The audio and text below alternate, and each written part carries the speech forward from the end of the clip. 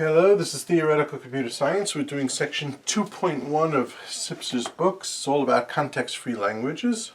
Okay, and my name is Noson Yanofsky. Okay, so let's just back up a little bit.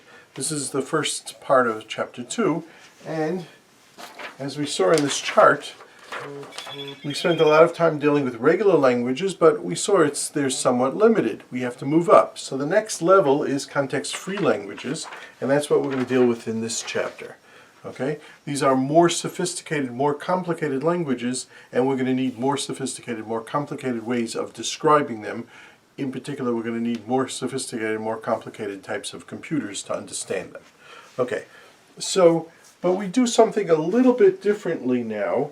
We talk about, if we're talking about, this is part of formal language theory, we're making a connection between languages and machines. Well, let's talk more about languages. Okay, how do you describe a language? Well, we saw a few ways of how to describe a language, namely with finite automatons and with regular expressions. But let's go more something that linguists actually do, and what they do is what they call they make grammars. Okay, so we're going to spend a few minutes talking about grammars for for natural languages, languages spoken by human beings. But we're not going to be focused on that. That's not our interest. It's just a way of getting a feeling for it. Okay, and then we'll talk a little bit about grammars for computer languages, which is used all the time. But again, we're not going to be focused on that, and then we'll go through this. Okay, great. Okay, so first thing first, let's talk about the English language. What is a sentence? Okay, now there's a lot of different types of sentences, so I can't really summarize every single type of sentence, not on a small board like this, but I'm going to give you a feeling of certain types of sentences and show you how we can describe those sentences. Okay, so let's say it. A sentence is a noun phrase followed by a verb phrase followed by a preposition followed by a noun phrase. Okay, let me give you an example. The big boy quickly ran quickly towards the ball. Okay, so a noun phrase is, okay, so there's a rule that describes it. And we're going to use these rules, you see all of these are rules, to describe different sentences. S stands for sentence, okay? So a noun phrase followed by a verb phrase followed by a preposition followed by a noun phrase. Now, what's a noun phrase? I never used the word before. I've never heard the word before. So it says, a noun phrase is an adjective followed by a noun. I'm sorry. A noun phrase is an adjective followed by a noun phrase. Or a noun phrase is a noun. Okay, now if you look at this, this looks somewhat self-referential. This looks somewhat repetitive. What's a noun phrase? It's an adjective followed by a noun phrase. Okay, usually a definition isn't like that. So in some sense this is a loop. What's a noun phrase? It's an adjective followed by a noun phrase. Oh yeah, well what's a noun phrase? Oh, it's an adjective followed by a noun phrase. So that's a way of adding on more and more adjectives. What's a noun phrase? It's a noun phrase followed by an adjective. What's a noun phrase? It's an adjective followed by a noun phrase. You do it again and again and again and again. Or you can stop and just say, look, a noun phrase is a noun. Okay? Now, we're going to summarize these two rules as follows. A noun phrase, maybe I should do capital N, a noun phrase is an adjective followed by a noun phrase / big line, noun. Okay, so that just brings these two rules together. Okay, what's a verb phrase? Well, a verb phrase is a verb phrase followed by an adverb. In English, the adverbs go after the verb. You say, I ate quickly, not I quickly ate. You can say I quickly ate also. But as opposed to that, adjectives come before the noun. You say the big ball. You don't say the ball big.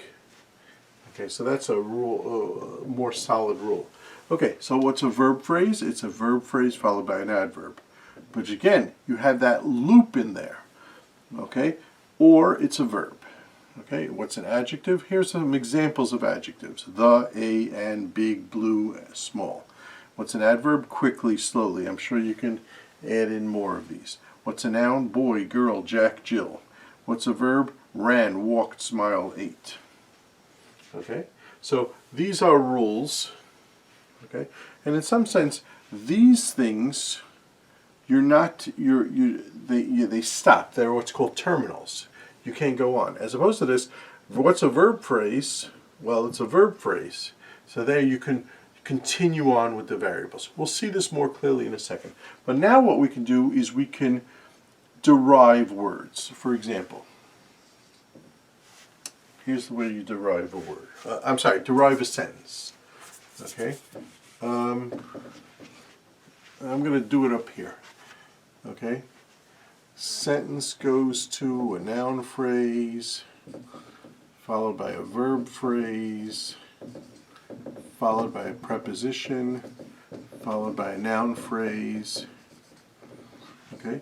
And now I'm going to change the noun phrase to, what's a noun phrase? An adjective followed by a noun phrase. Okay? And we leave everything else. Verb phrase, preposition, noun phrase. Okay, great. I need more room. Okay,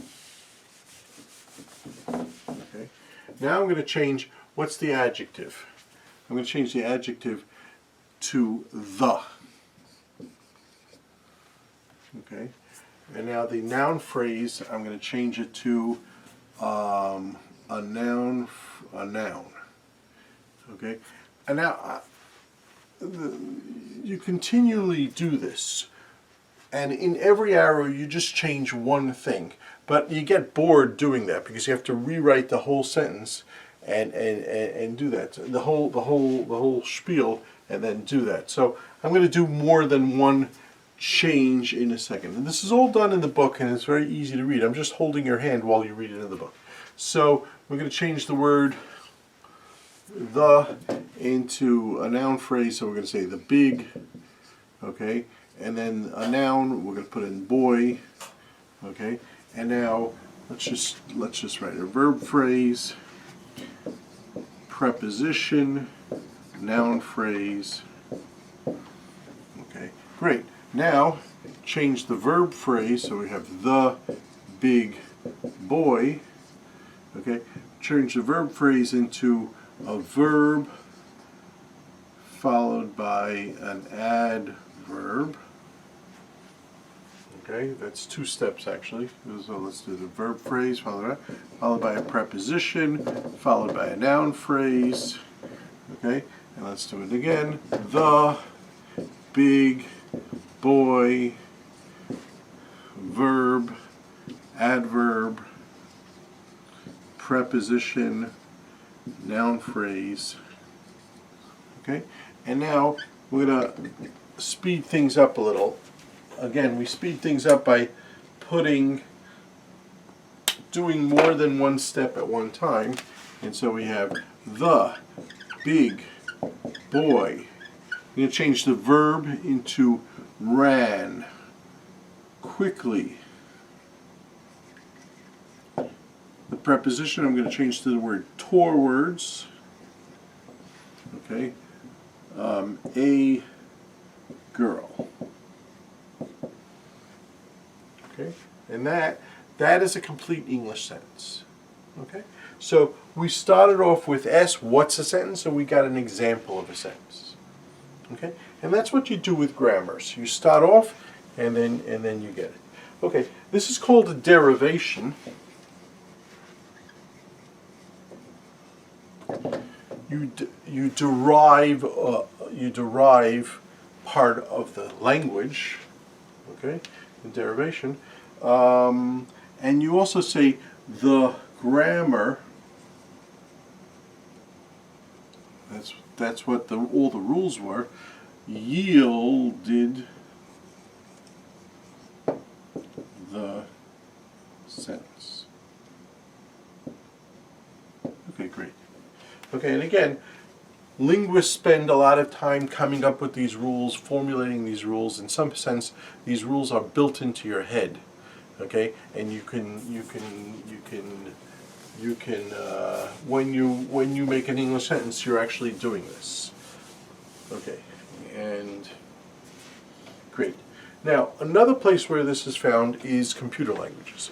Computer languages are very big into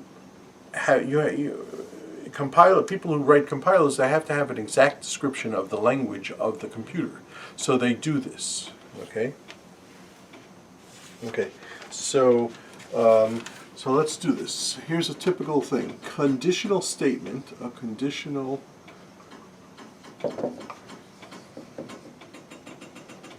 and this is kind of like in BASIC or something. You have the word if, predicate, then command. Okay? And so, you know, if x is less than 3, print out x, or something like that. Okay? So that's a conditional statement, and this is the rules. It's telling you what to do. If is a terminal, then is a terminal. You don't change it, but predicate and command, those change. So let me give you what a predicate is. A predicate is a Boolean, you know, true or false. It's expression less than expression, or expression equals an expression, or expression less than or equal to an expression. All these things are either true or false. Okay? Okay. Great. Now, what's an expression? Okay. So an expression is equal to a variable or a constant. A constant is a number, or an expression plus an expression, or an expression times an expression. Notice, oops, this is wrong. Notice, again, it's somewhat circular. And what's an expression? And it's expression plus an expression. Well, what's an expression? Now, it doesn't give you an answer, it gives you a circular answer. But fine, we know how to do this. In some sense, this is recursion. In some sense, this is a loop. Okay, you're doing it a loop. Okay, what else? An expression raised to an expression, an expression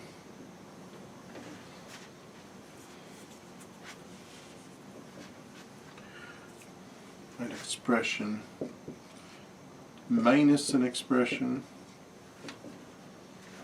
Okay. Okay, great. Now, what I'd like to do is, okay, fine. So those are some of the rules. Obviously, for a typical programming language, you're going to have a lot more rules than this. In fact, you take any programming language book, okay, any programming language book, usually in the appendix, they have these types of rules telling you exactly what every single thing is. And again, it's much better than what we can do for human language, for the very simple reason is nobody ever programs a human to speak, and the rules aren't exactly perfect. Okay, you say the word wicked, it depends on what generation of people you're speaking to, so it doesn't really make sense. But for computer languages, it's absolutely perfect. Okay, they have absolutely rules because the compiler has to satisfy those rules. If they're going to understand what you're talking about, the compiler has to satisfy those rules. So the rules have to be perfect. I think sometimes it's called Backus-Naur notation. They give you what is a predicate, what is an expression, da da da da da. Okay, and it has to satisfy it. Okay, so I want to derive. Okay, I want to make a derivation of the following thing: 3x plus 2 is less than 5 minus z. Okay, so this is going to be a predicate, okay, and we can derive it.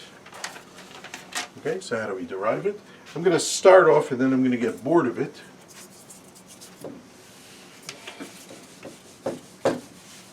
Okay, and then I'm going to do it a different way. So we do predicate gives you expression less than expression. So it's either true or false. Okay, what's the expression? Well, this is going to be an expression plus an expression, and then we're going to just reprint this, less than expression. Okay, and what's that? Well, I'm now going to change this expression into expression times expression, okay, plus expression less than expression. Okay, great. And now I'm going to change this into a constant. Okay, now I'm going to do a lot of different rules at the same time. I'm going to change this expression into a constant, which is going to correspond to the 3. I'm going to change this expression into a variable, which is going to correspond to the x. I'm going to change this expression to a constant, which is going to correspond to 2, less than, and now I'm going to do expression minus expression. Okay, and again, we could do a lot of steps at one time. So this is going to be 3 times x, the constant changes into a 3, the variable changes to an x, plus 2 less than.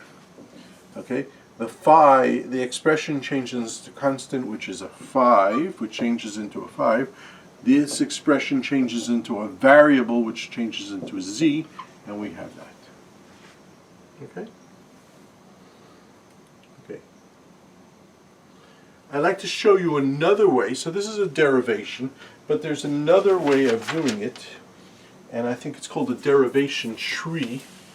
Okay, it's in the book, and you can see it, and you're going to have to do it both ways for the test. Okay, the way you do it is, it seems a little bit simpler to do it with this derivation tree because you don't have to rewrite things. So a predicate is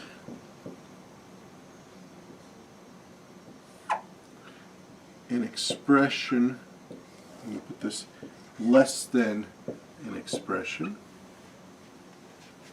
okay, and this expression becomes expression plus, plus expression, okay, and this expression is expression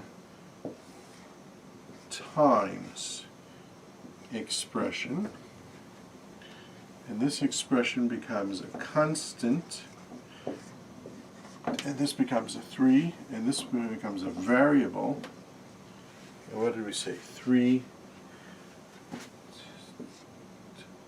times x plus, and this becomes okay,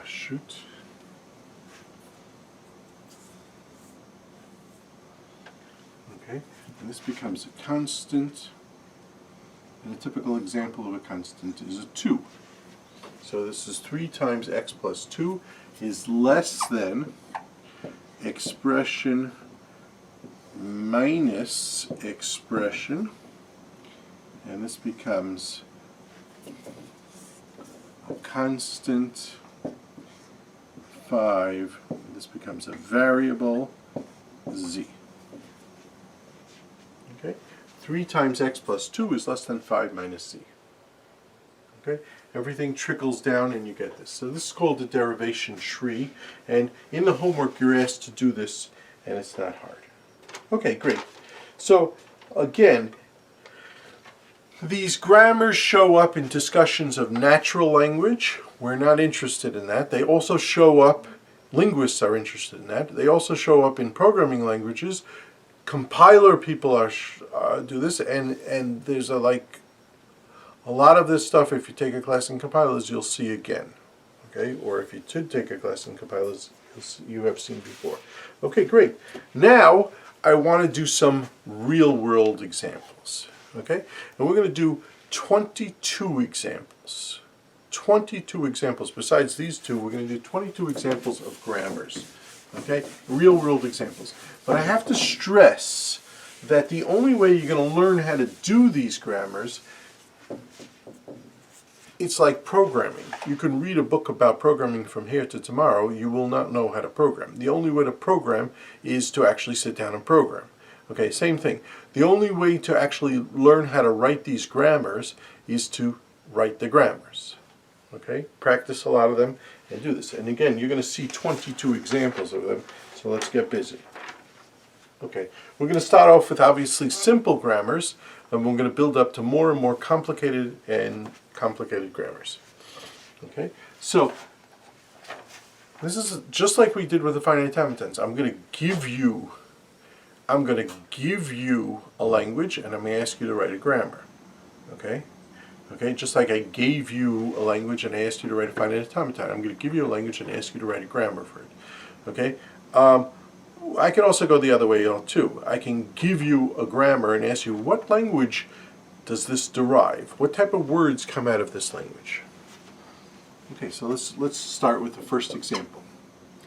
Okay, so this is AUB star.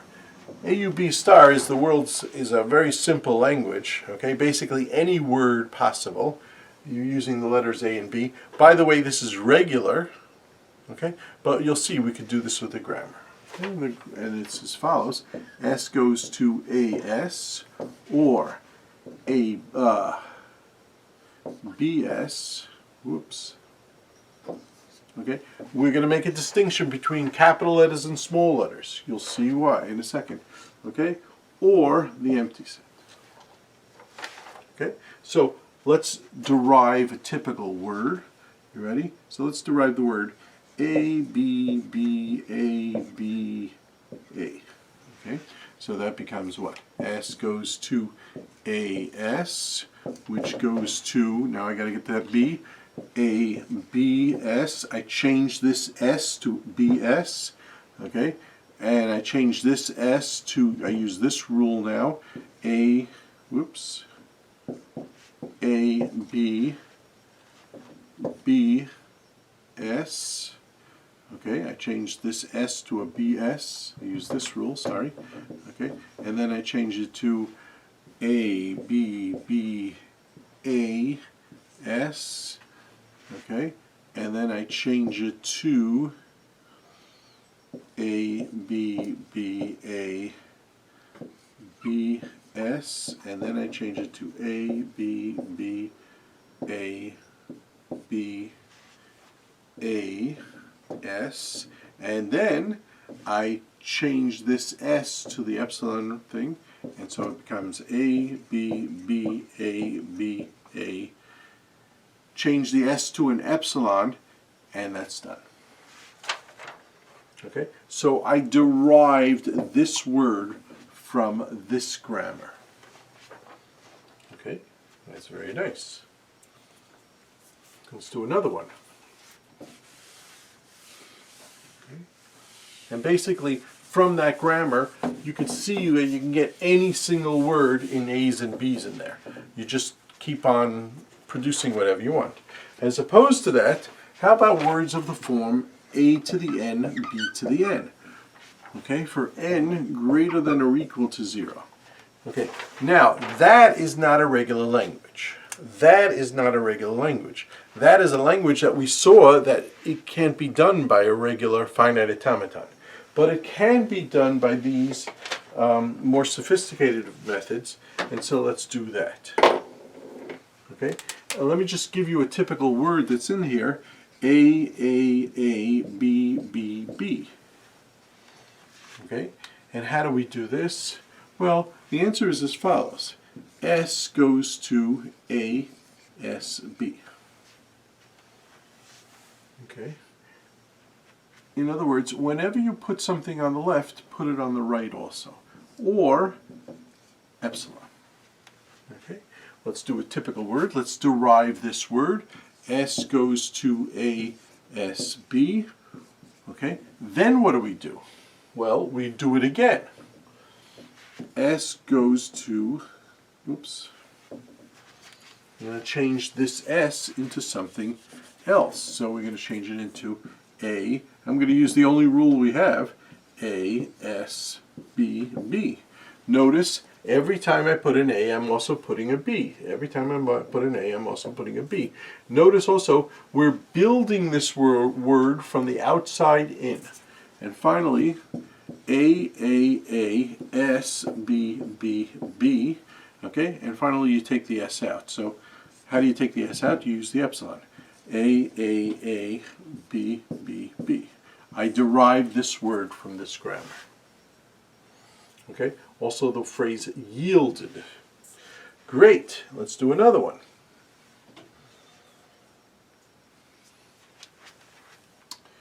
How about greater than but not equal to 0?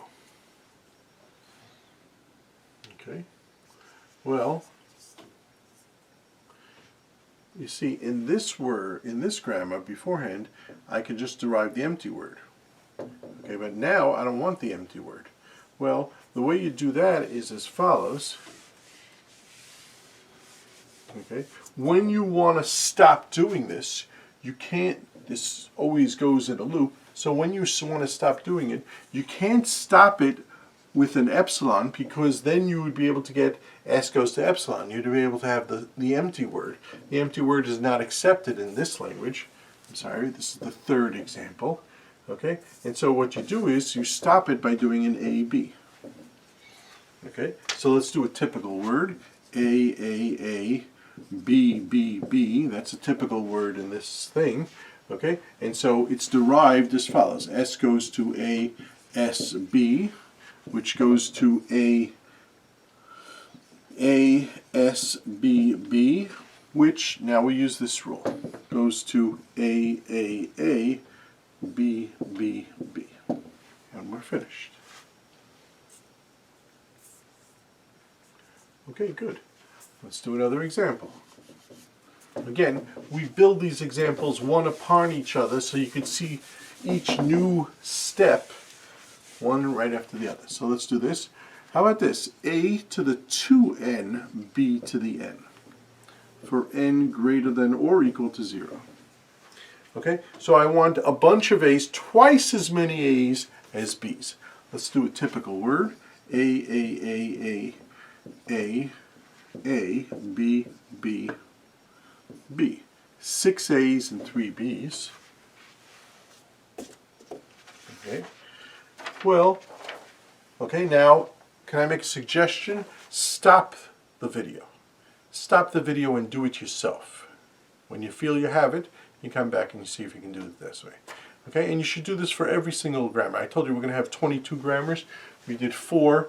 We have 18 more to go. Okay, so stop the video, try to do it yourself. Okay, and the answer is S goes to A, S, B, B. Okay, since this could be 0, we just do that. Whoa, sorry. That's the main point. Okay, you put 2 A's down on the left, you put 1 B on the right. Okay, I don't need to derive words here. Let's do 5. We did a grammar last time. We did a finite automaton last time from this regular expression. 0, 1 star, union 1. Okay, now that's regular, so there's nothing complicated. But I want to do this because, what was the reason why I chose this? This has all 3 operations here. So let's see if we can do all 3 operations. Let's see if we can do this in the grammar form, all 3 operations. So it's basically like this. S goes to, look, there's 1 or 2 things here. Either this or this. So let's do this. Okay, let's do this. So it's basically 0, put down a 0, and then have a bunch of other things going there. Now I have to write a bunch of other things. Now in some sense, that between this has that circle. I don't like writing the circle, but that's a circle here. You know what? Let's write the circle. Okay? And we'll figure out T in a second. Okay, or, union is or 1. So we'll put that 1 over there, put that 1 over there. Great. Now you got to tell me what T is. T is very simple. T is 1 followed by a T. 1 followed by a T. 1 followed by a T, as many as you want. Or you could have nothing. So we get that. Okay? But the main point is you see the operations here. The composition here is just this composition. The star means there's a loop. Okay? The union corresponds to the or. Okay? And you have that. Okay? So let's do let's derive a typical word. 1, 1, 1. Okay? 0, 1, 1, 1. Okay? How do you do that? That goes to S goes to 0t, which goes to 0, 1t, 1t, which goes to 0, 1, 1t. Do that rule again, which goes to 0, 1, 1, 1t, which goes to 0, 1, 1, 1. Period. I derived this word from this grammar. Okay? But again, we needed this extra variable to get this. Okay. This is number 5. We're going to do 2 more, and then we're going to give a formal definition of what we mean by these grammars. We didn't do that yet. We did grammars, but we didn't give an exact definition. And you know we're sticklers for exact definitions.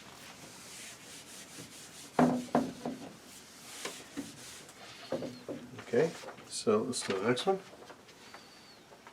6W such that the length of W is odd and its middle symbol is a 0. Okay, so the alphabet is 0, 1.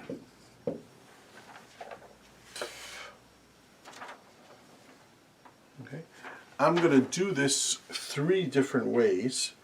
Okay, I'm doing it 3 different ways to show you that it can be done in 3 different ways. Okay, great. So let's do it. So it says as follows. Look, you have to keep, let's do a typical word here. 0, 1, 1, 0, 1, followed by a 0, followed by 1, 1, 1, 1, 2, 3, 4, 5. 5. So this is an odd. This is 5 elements. This is 5 elements. 5 plus 5 is 10, plus 1 in the middle is 0. Okay, so it's even. Odd plus odd is even, plus 1 in the middle is odd. So the length of W is odd, and its middle symbol is a 0. That's that. Okay, so the way to think of this is as follows. Whenever I put down a letter, I have to remember that on the other side, I also have to have a letter. Okay, so let's do it. 0. Oh.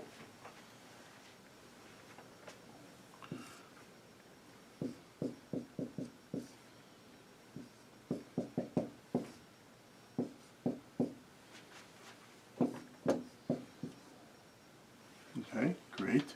I'm using 3 variables here, S, E, and F. Let's just do E. E is S0 or S1, and F is 0S or 1S. Okay? Okay, so let me just tell you what this is. If you're going to put down an E, then make sure you have something on this side also. In other words, if you're going to put down 1 and then an E, make sure you have something on this side.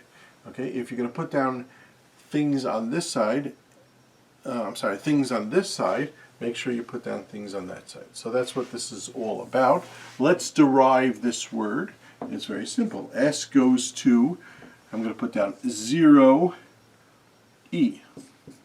Okay, And what that tells me is, okay, the word starts off with a 0, but make sure that you have the same amount of things on that side. Okay, great. What should be on this side?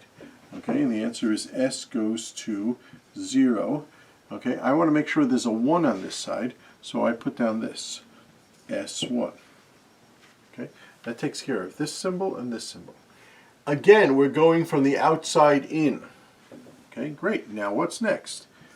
Okay, I want to put down this symbol, so I do it as follows: 0. Okay, I'm going to put down this symbol.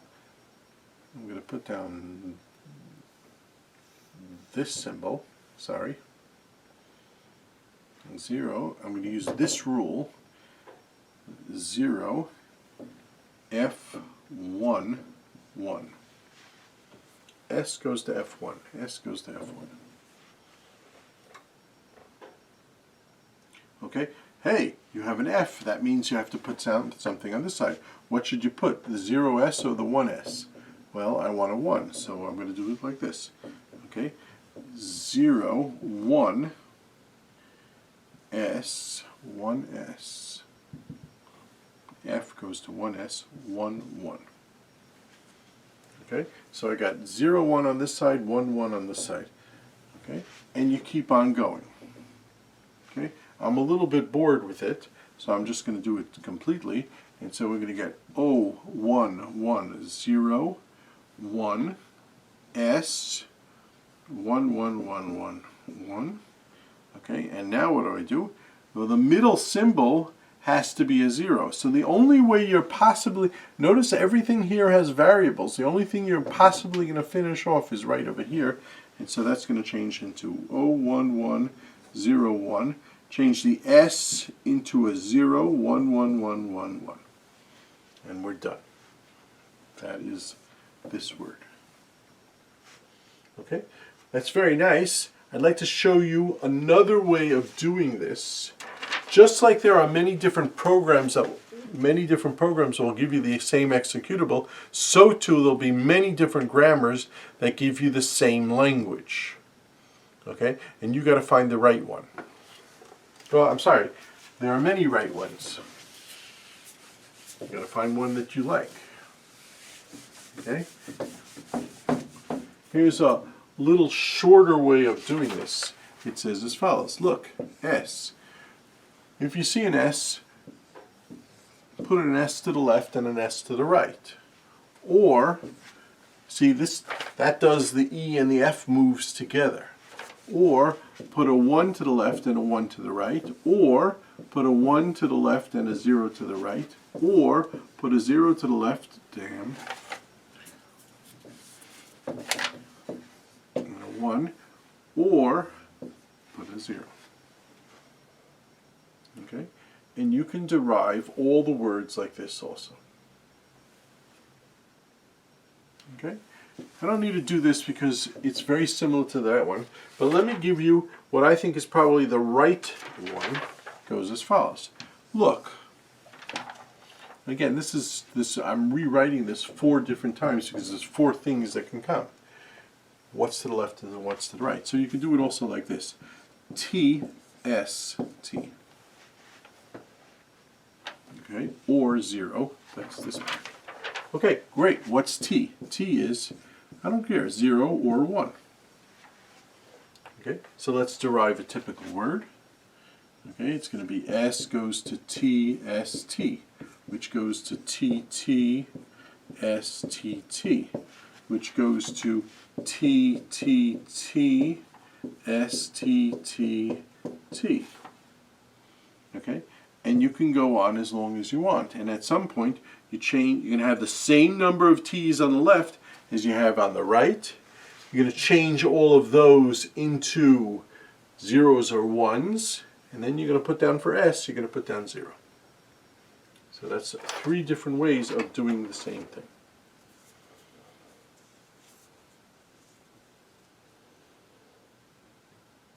Okay, great.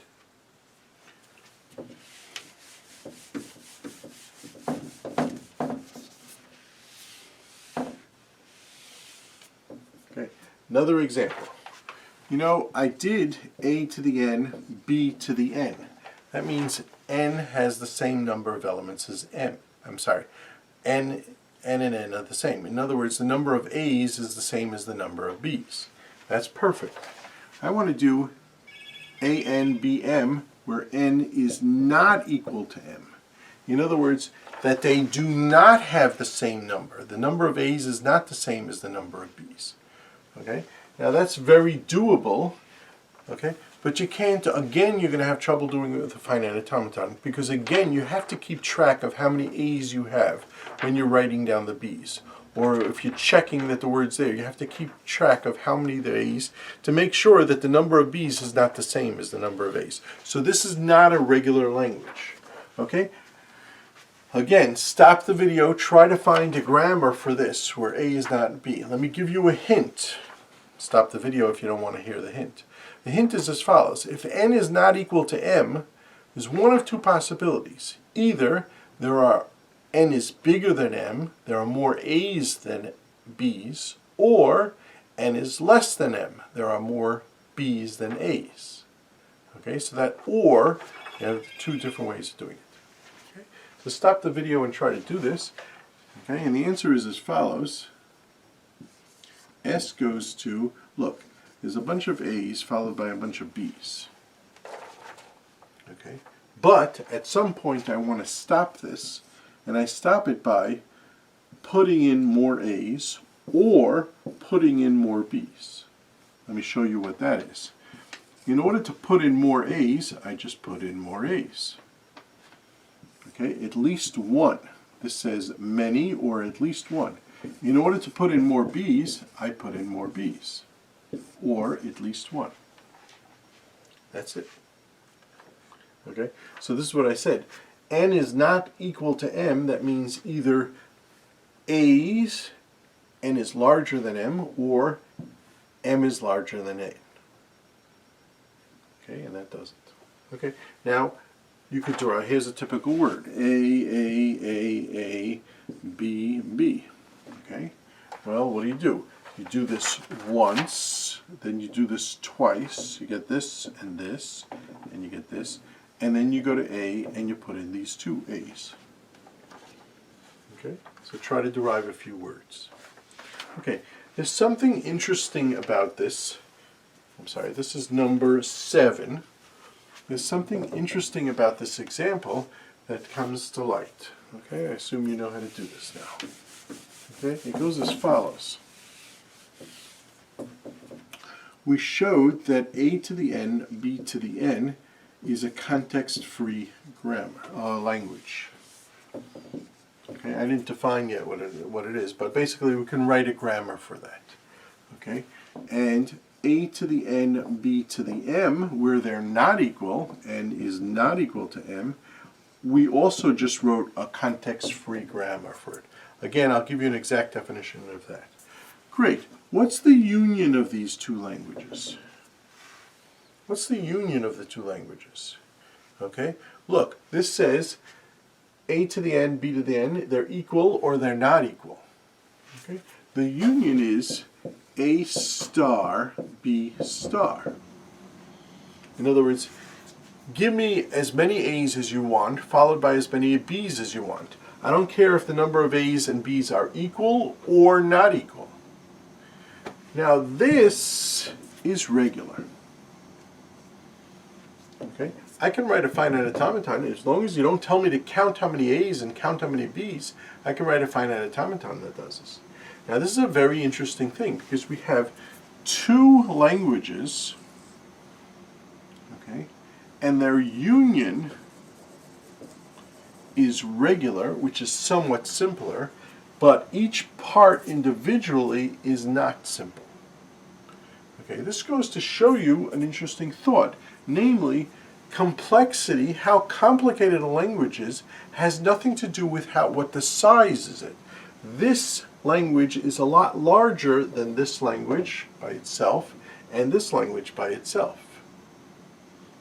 Okay, this language is larger, and yet it's less complicated. It's not complicated. It's a regular language. These two languages, where you have to keep track of the A's and the B's, That's more complicated. Okay, so that's an interesting thought. Complexity, we said, the complexity of the machine is as complicated as the complexity of the language.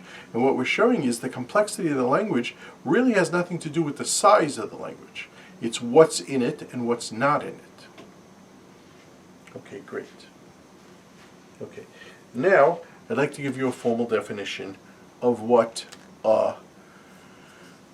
context-free grammar is. Hold on. Okay, so we saw 7 different examples of context-free grammars, and so now it's time to give a formal definition of what a context-free grammar is. But again, you've seen it already, you just have to give names for it. So formal definition, a context-free grammar, and I'll explain to you in 2 classes why it's called context-free. Right now you have no idea why it's called context-free. There's another type of language called context-sensitive. Okay, that's one step up in our hierarchy. Okay, and you can understand why it's context-free when you see why it's what context-sensitive is. We will see it. Context-free grammar is a 4-tuple, V, sigma, RS. Sigma we already saw already, and S in a sentence we saw. So what are these? These are 4 tuples. V is a finite set of variables. Variables are things that change. Variable, they change. Okay, and we did this all with capital letters. Capital letters were the things that changed. As opposed to that, sigma is a finite set of terminals. Terminals are things that stop, don't change. Those are terminals. Okay, and we did that with lowercase letters. Okay, but we had another name for sigma. It's an alphabet. Okay. The words that we derive are in sigma star. That's the words that we derive. Okay, great. The main part, which corresponds to the transition function, the main part, the main thing that changes it, is a finite set of rules, and the rules are of the form like this. You have a variable, oh, I shouldn't have used V, because V stands for that. Let's say A, B, C, D. We have a variable K, capital K, okay, and that goes to a small a small b. Those are terminals, but it can also go to the letter capital T, small x, capital S, capital T, capital small y, little a, capital Z, okay. These are terminals and variables in any order whatsoever. The main point is one variable, thing that changes, goes to a whole sequence, whole word of variable union terminal star. Okay? This is an element of, it's got variables in it, it's got terminals, star. Okay? These are what the rules look like. And we saw a lot of these different types of rules. And finally, member of V is a starting variable. Where do you start? Okay? So that's what a context-free grammar is. Again, the main part is the rules, and what are the rules made out of? Okay, now the book uses, now you got to read the book on your own again, but the book says basically that given a context-free grammar, a context-free grammar yields or derives a word, okay? Yields, it gives over, it gives out or derives a word, okay? And the way we write that is, okay, fine. And then we could talk about the language of the grammar. What is the language of the grammar? Okay, and this is very similar to what we saw before about what is the language of a machine. So now we ask, what is the language of a grammar? So we say G, the grammar, yields or generates L is a language, so this is the grammar, and this is the language. Okay, what language does it generate? Well, those words such that if you start at the starting symbol, you always have to start at the starting symbol, then you can derive, and maybe they do this in the book with 2 arrows, the word. So if you just start at the starting symbol, you can derive the words. Okay, great. Okay, now, formal definition. Definition. A context-free language is a language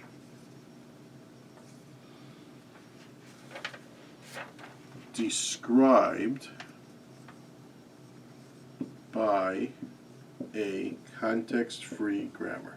In other words, you give me a context-free grammar, the words that come out of that, all the set of words that come out of that, that's a context-free language. Okay? Okay, and so that's our second main definition in this class. Okay, we had regular languages, now we have context-free languages. Okay, and you can see here, okay, good, we'll see this in a second. Okay, there's a slight difference between languages and machines that have to be mentioned. Ready? A machine recognizes a language. In other words, a machine is a machine, and you input a word, and it tells you yes or no, that word is in the language or not.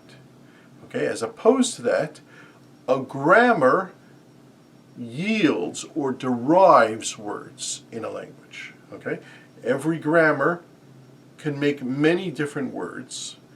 Okay, and all the words put together is a language. Okay, great.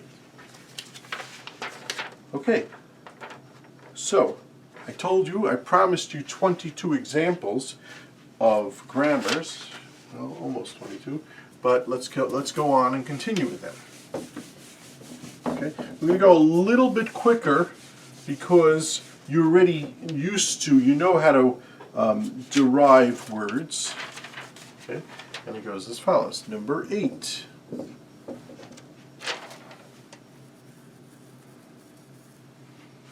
Okay, W such that W is equal to W reversed.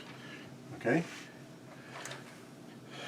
In other words, you look at the words this way and that way. My first name is a palindrome. You read it this way and that way, it's the same. Okay, so this is palindromes.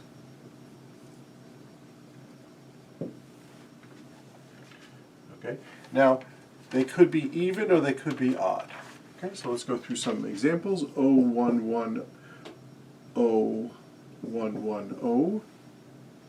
Okay, that's an odd palindrome. 1 2 3 4 5 6 7. 01 0 1 0 1 0. That's an odd palindrome. By the way, 0 is a palindrome, 1 is a palindrome. The empty word, is the empty word a palindrome? The empty word is a palindrome. You read it one way, you read it backwards, it's the same thing. Okay? And then there are even palindromes. 011 110. That's an even palindrome. 1 2 3 4 5 6. Okay, so those are a lot of different examples of palindromes. Let's give the grammar for it. It's very simple. We already saw something like that. S goes to OSO, or 1S1, or 0, or 1, or the empty word. Okay, so we saw these before when we had an odd amount of, we wanted to keep track of an odd amount of words or an even amount of words, and we did that. Okay, let's do another example. You got to derive some words. Try deriving some words here. Okay, some 2 trivial examples. 9. Okay, the empty language. What's the language? It's a subset of words. How about the empty words? Okay, well, the empty language is also a context-free language. Okay, no words can ever be derived, we said if you get down to a bunch of terminals, you have a word. Well, if you want to make sure that you never get down to a bunch of terminals, just do this. This is like an infinite loop. S goes to S, which goes to S, which goes to S, which goes to S, which goes to S. You're never going to derive a word. This is a legitimate rule. It's a context-free grammar rule, but you're never going to get to a word. Okay? Example 10. The language with the empty word. Okay? This has a world's simplest grammar. That's it. Okay? Now, these two things are different. This is the language with no words whatsoever. This is the language with one word. Which word? The empty word, not the empty set. This is the empty set of the language. This is the empty word. Two different things. Okay, next.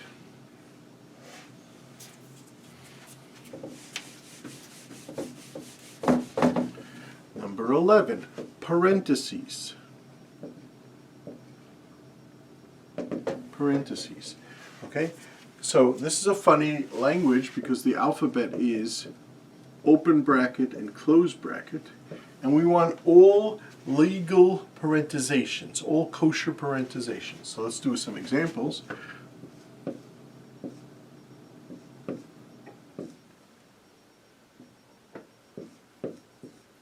Okay, let's just make sure that this is a legal parentization, so I'm going to close them up.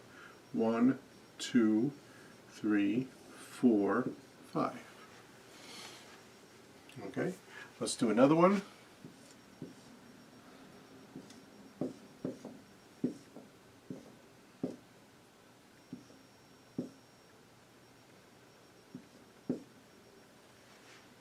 Okay, this is in the language. This is in the language. Let's just make sure. 1, 2, 3, 4, 5, 6. See, they all close up. Okay, let's do something that's not in the language. Okay, that's not in the language. Okay. That has 2 opens and 2 closes, but it's not in the language. That's not a close. That's not a legitimate parentization. Okay. Okay. Is the empty word a good parentization? I don't think so. So we're not going to do that. Okay. So here's the grammar. Try to do it on your own. Okay. I'm going to give you the answer. The answer is very interesting. What is a good parentization? Well, it's a good parentization followed by a good parentization. Okay. Or it's a good parentization with something in it, or it's that. Okay? And you can derive all the things from this. Let's just do that. Let's do one of them. What did we just have?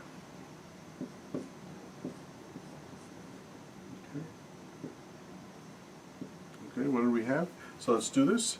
Let's derive this word. So it's one parentization followed by another. So it's S goes to SS. Okay?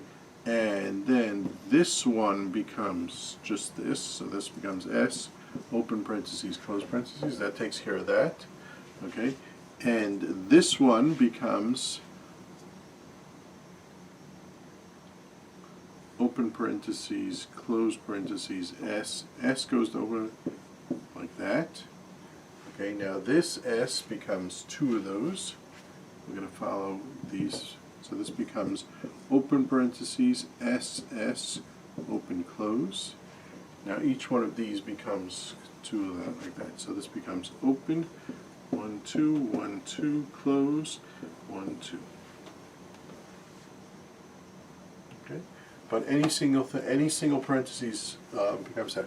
Now let's talk about computer programming languages. In computer programming languages, you have nested if statements, you have nested for loops, you have nested blocks, what to do, okay?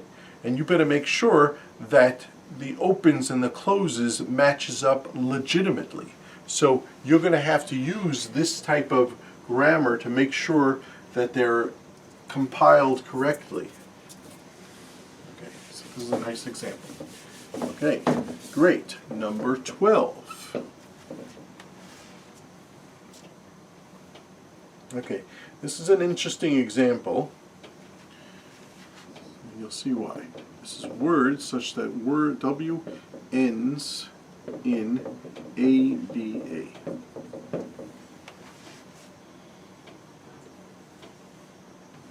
Let's write it another way. This is sigma star ABA, which is, by the way, a regular language. We've seen such things before. It's a regular language. Okay, great. Now, I'm going to do this two different ways, but the first way is more interesting. Okay, it says as follows. Look, if I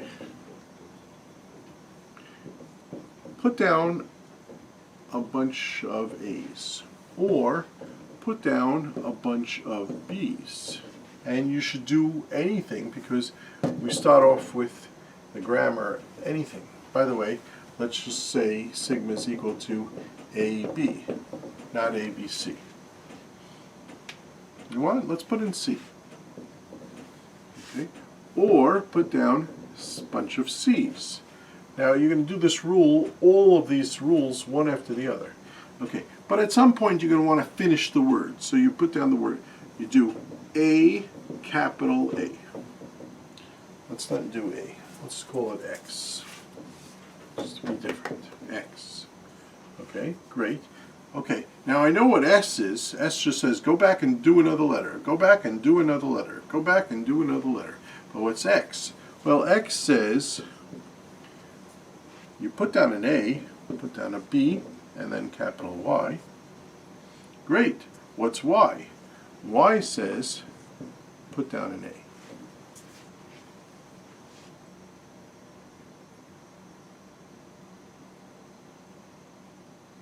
Okay.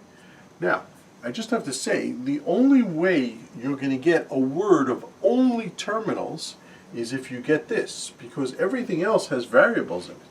Well, the only way you're going to get this is if you have the Y. The only way you're going to have the Y is if you have the X. The only way you're going to have the X is if you... So your words are going to end with an ABA. Okay? But I'd like to show you this another way. Okay? Okay, but notice how pretty these rules are. Okay, but let's show you another way. Think of this starting symbol as a state. And look what it says. It says, if I see an A, go back to the starting symbol. If I see a B, go back to the starting symbol. If I see a C, go back to the starting symbol. If I see an A, go to state X. If I see a B, if I'm in state X and I see a B, I go to state Y. Okay? And if I'm in state Y and I see the letter A, then I go to the accepting state. I don't even have to give a name to my accepting state. It's an accepting state. You only accept a word will only be accepted as if a word will only be generated as if it comes here because it's in an accepting state.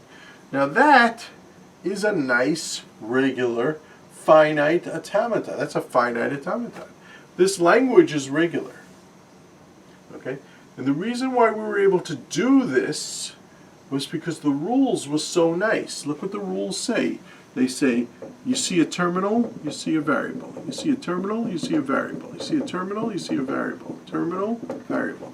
And what they're really saying is, if you're in a state and you see a certain terminal, go to the next state. If you're in the state S and you see the terminal A, go to the state X. Okay, great. So this is very nice. Okay. S is your starting state, your accepting state is here. So here, by looking at the grammar, we're able to generate a finite automaton that does the same thing. Let me erase.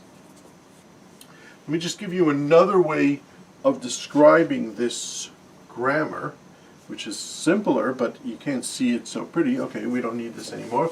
You've seen this. Okay. So more simpler is as follows. S goes to AS or BS or CS or ABA. That's it. Finish it off by putting the ABA. That's it. Okay, great. Okay. Okay, so that's an NFA. Okay, so this brings up a new idea because we now see regular languages in a different way. Okay, so let's make a nice definition. Definition. A regular grammar, okay, a regular grammar, not a context-free grammar, but a regular grammar. What should, by the way, what should a regular grammar correspond to? Regular languages. A regular grammar is a context-free grammar, but it's a special type of context-free grammar where the rules are of the form variable. I don't want to use variable. I don't want to use V. X goes to terminal Y.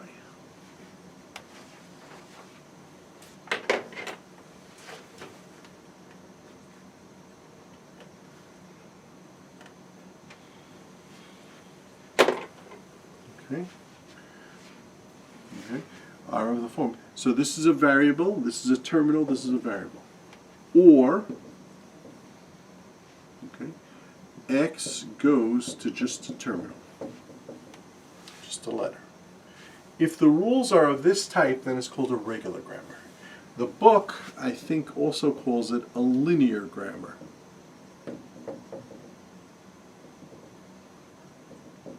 Okay, I don't know why it's called a linear grammar. I mean, I know why, but it's not important. But we're going to call it a regular grammar because it's going to correspond to regular languages. And you can see why. Basically, here it's going to be, you have an X, you have the letter T, then you get into the space Y. Or you have the letter E, you're in state X, you see a T, you go into an accepting state. And so these regular grammars are going to correspond to regular languages. So now we can make a nice definition, a nice theorem. Theorem. Theorem. A language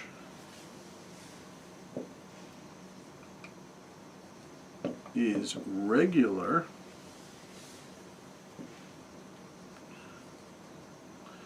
if and only if, that means both ways, there is a regular grammar that describes it.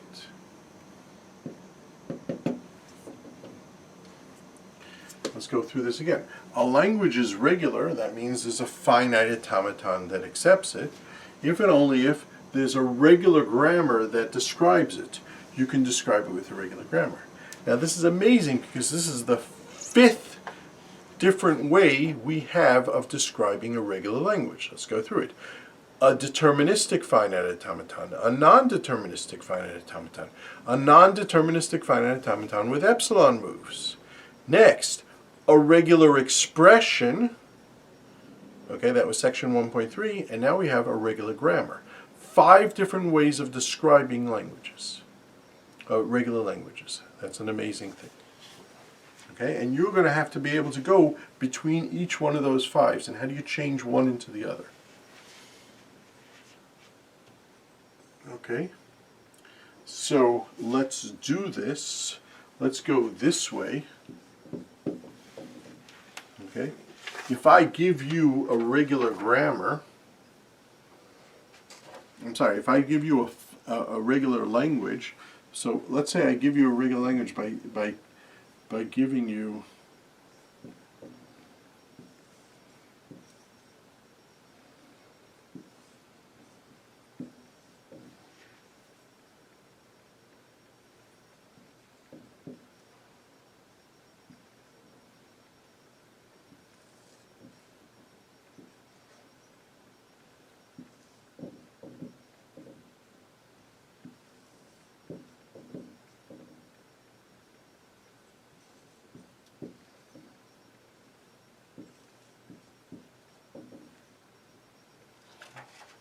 here the alphabet is A, B.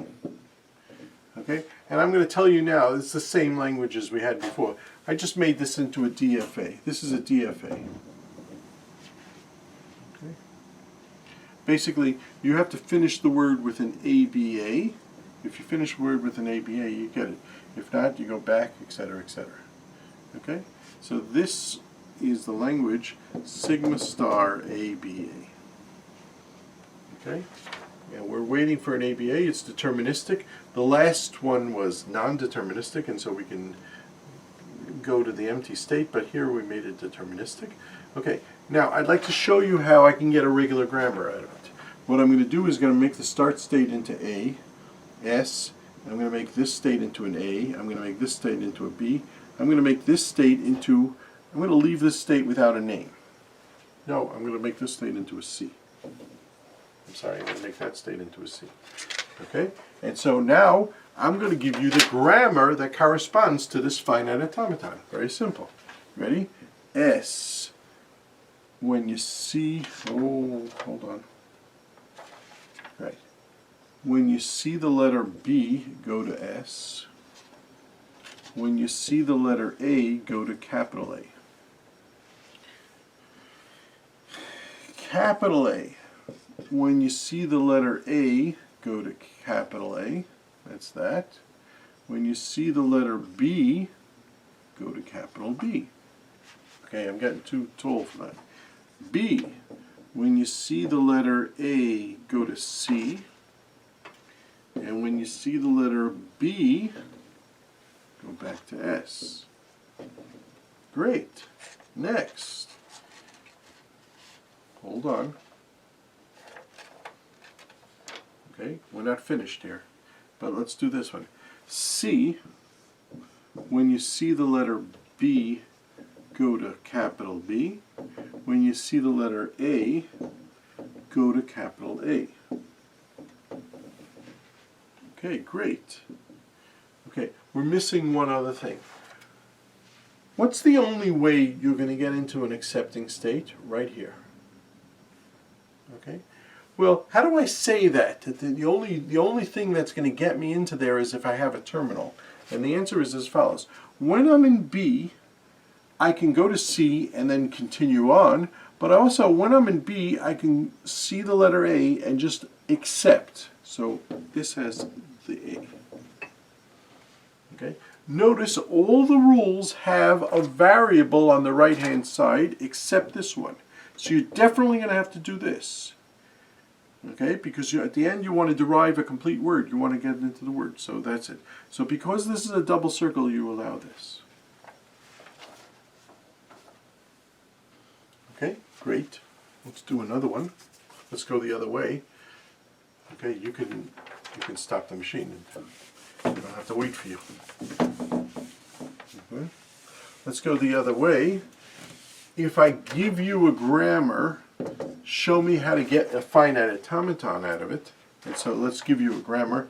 S goes to AS, or BS, or BX. X goes to BY. Y goes to BZ. Z goes to AZ, or BZ, or A, or B, or epsilon. Okay. Now, derive a few words here. Well, forget about deriving a few words here. Let me show you what the grammar this corresponds to. Okay, we're going this way, so it corresponds to this. Start off with S. When you're in S, you could have an A or a B. A, comma, B. But if you see a B, you go to state X.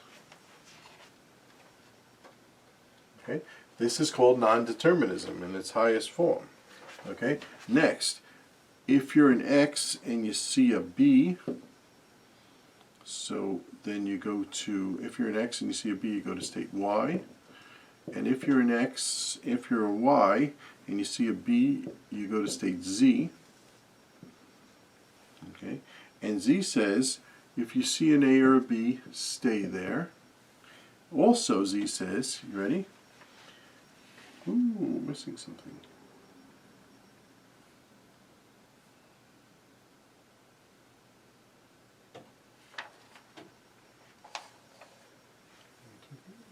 I'm sorry, I'm missing something. Okay. And Z says, if you're here, you go there. If you're in Z, you see an A or a B, you go back to Z. But since Z is a doubly circled, you can also have this. This also gets a B.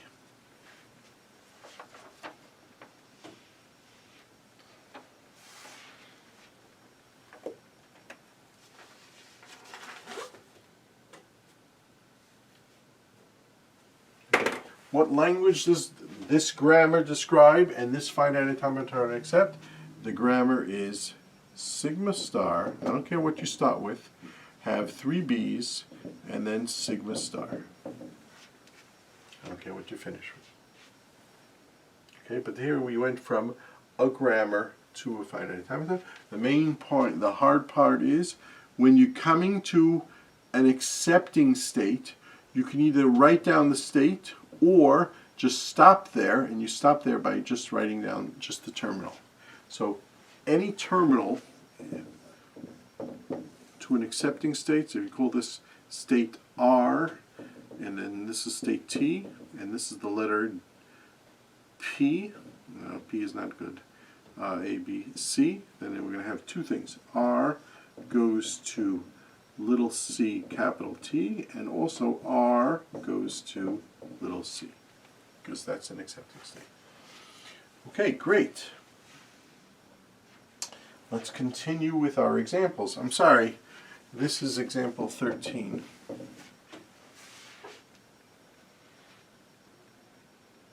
I'm sorry, that was example 14. Okay, great. Erase.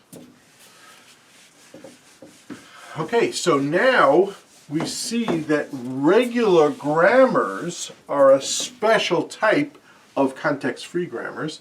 And so we have to come back to our main picture that we've seen many times, and I told you you're going to see it every day of the class. But let's see it again because it's so pretty. Remember? Sigma, that's an alphabet. That's the set of words. That's the set of languages. And we had regular languages. Okay, great. Okay, great. Now, let's talk about machines for a second. I don't want to be exact about what I mean by machines, but here we had finite automatons. And there's lots of different types of finite automatons. Deterministic, non-deterministic with epsilon moves. But the main point is they correspond to that.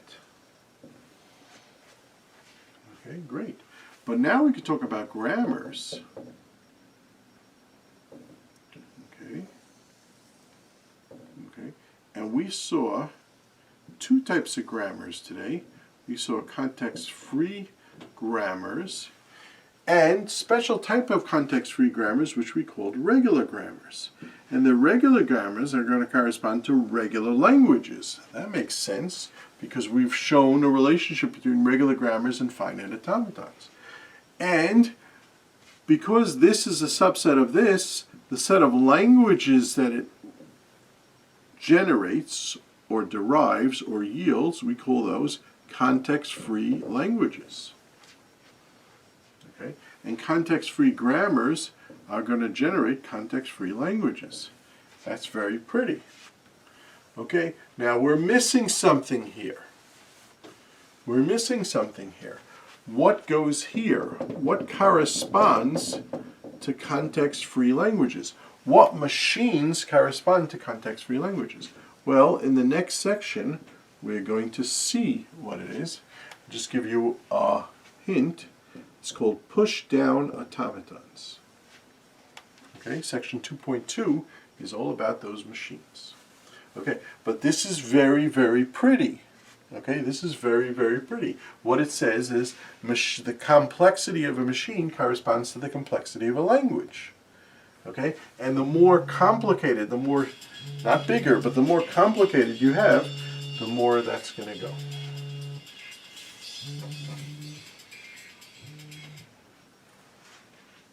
Okay, the more complicated the language, the more complicated the machine, and we're going to have grammars for all of these. And basically, what I'm doing is I'm making a Venn diagram of this beautiful chart. I told you this chart is very fundamental, but already notice what we have: context-free, regular, and look at the grammars. The grammars are V, variable, goes to alpha, where alpha is a member of that, and a linear grammar is V goes to T of V prime. Okay, so that takes care of that. Let's continue some of our examples. Okay, because we only had 14 examples. I told you we're going to have 22 examples. We're actually going to have 20 examples, but I'll show you why in a second. Okay, let's do this. How about this? A, this is number 15, A to the K, B to the M, C to the K, where K is more than 0 and M is more than or equal to 0.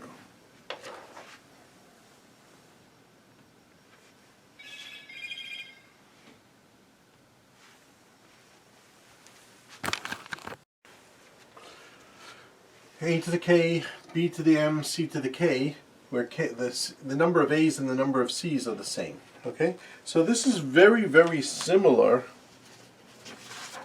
This is very, very similar to A to the N, B to the N, which we saw.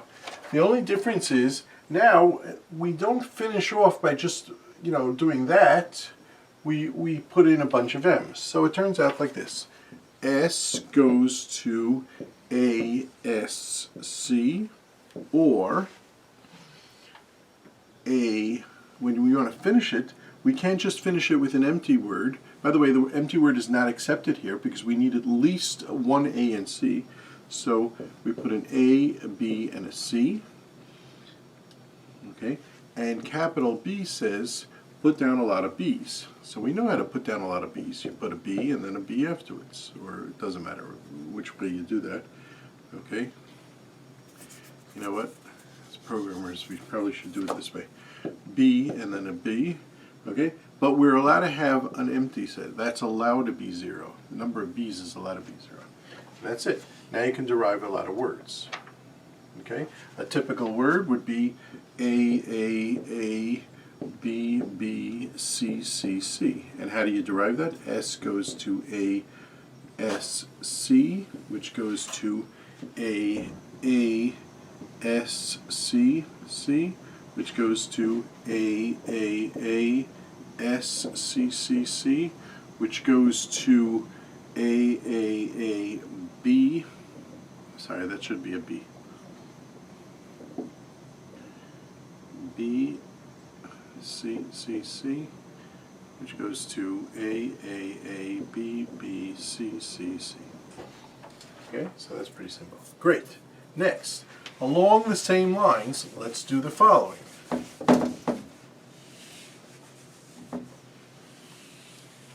Okay, let's do the following. 16. Okay, A to the K, B to the M, C to the M, D to the L. Okay. Okay, let's just make it more complicated. K is greater than 0, M is more than, greater than or equal to 0, M is more than 0, L is more than or equal to 3. Okay, notice the B's and the C's have to be the same amount. The A's and the D's do not have to be the same amount. Okay, and the way to do this is you should stop and try to do it on your own. I'm serious. That's the only way you're going to learn how to do these grammars. Try to do it on your own. You're going to make mistakes. Try to do it on your own. See in my answers and see how it goes. Okay, this goes as follows. S goes to a bunch of A's followed by a bunch of T, where T's are going to be B's and C's, and then a bunch of D's. Okay, notice because they don't relate, the A's and D's don't relate, I don't have to have the same variable for them. Okay, and then this goes to, A goes to small a, capital A, or epsilon. D is interesting because D is a bunch of D's, okay, but a bunch more than 3, more than or equal to 3. So the way I stop this is D, D, D. Okay, and finally T says what? A bunch of B's and C's. Okay, how are they related? T goes to B's, T, C. A lot of those over and over and over. And finally, M is more than 0, so we don't end it with an empty thing. We do BC. That takes care of that. Okay, that's number 16. Okay, great. Now, number 17, which is A to the N, B to the M, C to the N, M, D to the N. So this is N, N. Okay? And what's our rules over here? M is more than 0, N is more than 0. Okay, you have to rewrite this. Okay, but I want you to compare that to here. Here, the number of A's and D's are the same, the number of B's and C's are the same. And so this becomes as follows. S goes to A, S, D, or T. And T goes to B, T, C, or epsilon. Notice the epsilon is accepted here. Okay, S goes to T, T goes to epsilon. Epsilon, the empty word, is accepted. Great. Number 18. You got to derive some for yourself. Number 18. Okay. A to the K, B to the L, C to the K plus L. Okay. What I want to show here is, okay, let's just to make it more interesting, K is more than 0, L is more than or equal to 0. What I want you to see is that a grammar can recognize, can generate addition, because the number of C's here is equal to the number of A's plus the number of B's. Okay, so that's addition. Okay, now try this on your own. Try this before I give you. Now, if you're back, let me give you a hint. This is the same thing as A to the K, B to the L, C to the K, C to the L, C to the K. Look, that means I have K plus L copies. That's exactly that. Okay, now try it. Now it's very simple. S is equal to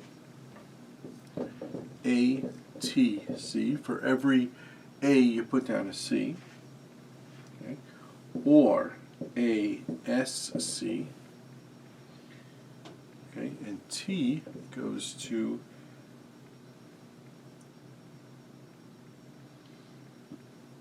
A, right, that takes care of that. Okay, fine. And finally, to B, T, C, or the empty word. Okay, that derives that. Okay, derive some words. Make sure it works. Next, I'm going to put 19 and 20 down at the same time, and you're going to stop the computer and try to do it. So 19 is A to the N, B to the N, C to the N. And 20 is A to the N, B to the M, C to the N, D to the M. Okay? And I don't care what your boundaries. I don't care if N is more than 0 or less than 0. Okay? Stop the computer, stop the video, try it for 10 minutes. Try 5 minutes on this one and 5 minutes on that one. And come back. Okay, you ready? I don't have a grammar for these two. Okay? Not only was it too hard for you, but it's too hard for me. Not only is it too hard for me, but it can't be done. There are no grammars for this. We're going to see this in section 2.3. No, we're going to talk about it when we finish section 2.2. But there are no grammars for this, and that's interesting. What that shows us is, you know what? These are generally legitimate languages. By the way, I can write a C program or a Java program that can generate all these or recognize them. I can write a Java or a C program that recognizes or generates these, no problem. Okay? But I can't do it with these. So what that means is we have to go up another level. We're going to have to go to context sensitive. We're going to have to do some things here. Okay? But these two examples of languages, there are no grammars. So this is not really, as I said, did we really give 20, but let me give you, I felt guilty about these last two, so I'll give you two more. Ready? 21. These can be done. W, such that W has an equal number of ones and zeros. Okay. This is a subset of 0, 1 star. Has an equal number of zeros and ones. And the way you do it is as follows. S goes to the empty words in there. 0 number of zeros and 0 number of ones that's in there. But then we have the following. Okay. An equal number of zeros and ones. Now I want to add in another 0, 1. So we can do it as follows.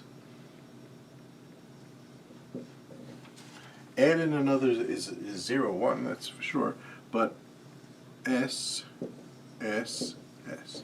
I don't care if you have a string in here with an equal number of zeros and ones, and an equal number of zeros and ones, and an equal number of zeros and ones, then this adds in another one. But you also have to be able to do the other way. Okay? And that's it. Okay? So that's one grammar. Let me do it another way. Okay? Here's another way.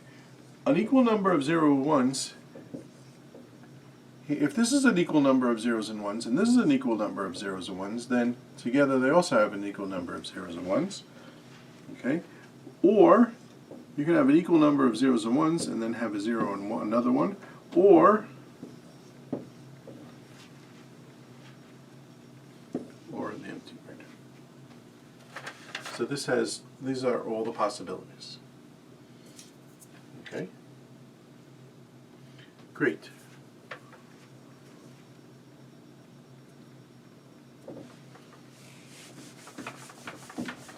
Let's do another one.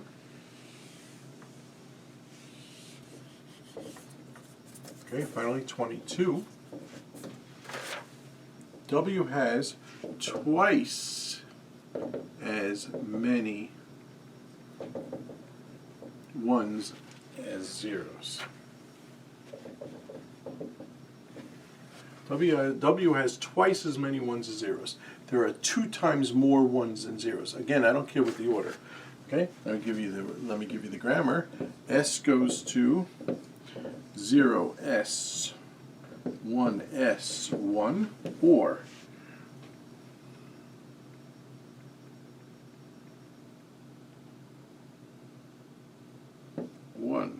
S 0 S 1s or 1s 1s 0s. Okay. Notice in each one of them, this has 2 1s and a 0, 2 1s and a 0, 2 1s and a 0. Okay. So that takes care of that. Okay. Great. So that's 22 examples. The book has a few more examples. Homework has a few more examples. You're going to see a lot of examples. Okay, and of course you're going to be asked such questions on the test. Great. Next. What we want to do now is we want to talk about how these the context-free languages, how they're closed under operations. So we saw for finite automatons, we saw for regular languages are closed under what operations? Union, concatenation, intersection, star, intersection, and complement. Complement is the opposite. We did that the first days. Well, we want to talk about context-free languages. In other words, give me a context-free language. Give me another context-free language. Are they closed under union? And the answer is yes. Are they closed under concatenation? The answer is yes. Are they closed under star? The answer is yes. Okay? So we want to talk about those. Okay? So now this is not in the book. It's in the book as homeworks, whatever. But I wrote out these theorems on a paper, and it was in the handout that I gave you the first day. So I'm just going to hold your hand and go through it with you, but it's already here and here. It's 2 pages of writing, okay? And it's very, very simple, and I just want to go through it. I do it exactly very, very formal, okay? So let's go through some theorems. Theorem: context-free languages are closed under union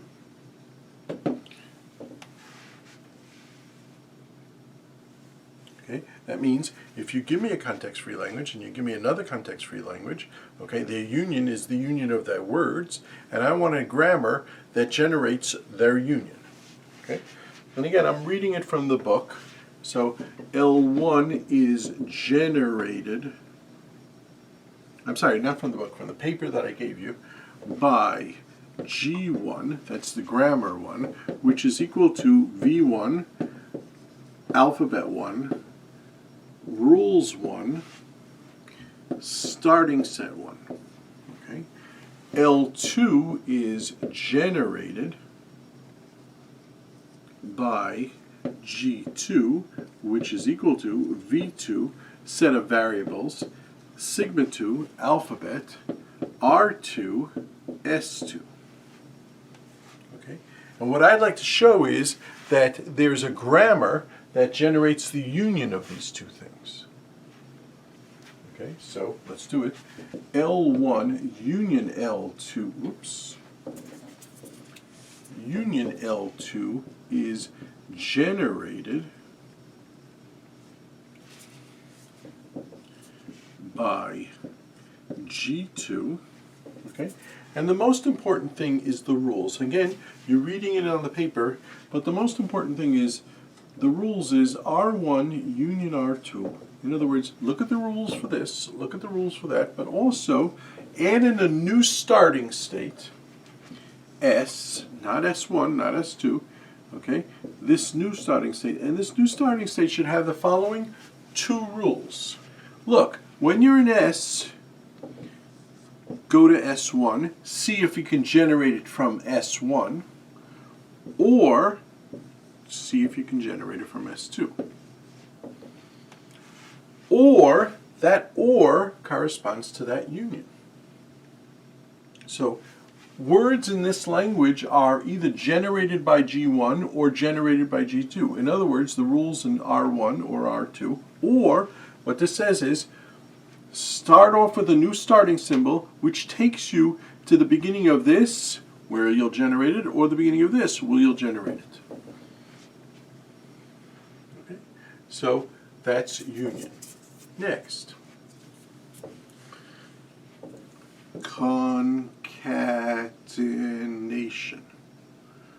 Again, you don't have to write this down because it's on the paper, but let's say L1 is generated by G1, L2 is generated by G2. Then L1 concatenate L2 is generated by, okay, and I'm very formal on the paper, but let's go to the main point. It's the rules in here and the rules in here. let's just, before we do that, let's look at what words in this language consist of. They consist of words that start in L1, and then the second part of the word is in L2. Okay, so what we're going to have to do is we're going to start our, what we're going to have to do is we're going to have a new start symbol, and this start symbol is going to say, look, this is your new start symbol. Try looking at words that start in S1, and next they continue in S2. So we're going to have words like this, and this one is going to generate some word in L1. This is going to generate some word in L2, and one followed by the other is going to generate a word in L1, concatenate L2. So that's very nice. Okay, good. Next.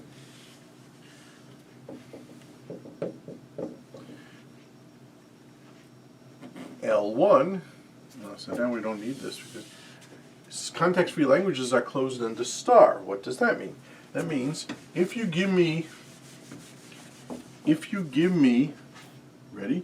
If you give me an L1, a word in here, then, and that's context-free, then I'm going to give you this, then this language also is context-free. Now let's remember what this language is. It's the empty word. It's also the new words in L1, or words in L1 concatenate L1, or words in L1 concatenate L1, concatenate L1, or words in L1 concatenate L1, concatenate L1 many times. Okay? Okay. The rules are going to be the same. The only thing is there's going to be a new starting state, just like before. Okay, now let's think about what we want for the starting state. Okay, so here's the new starting state. S1 is the old starting variable. I shouldn't have said state. Starting variable. Okay, and so one thing I want is the empty word, because the empty word is accepted in here. I don't care what L1 is, the empty word is accepted in there.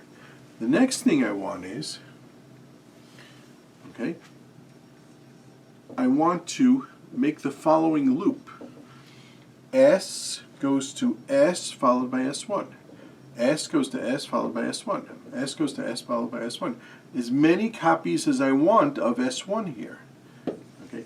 This new rule will give me many copies of S1. So you watch, you can see it as follows. This is S, S1, S1, S1, S1.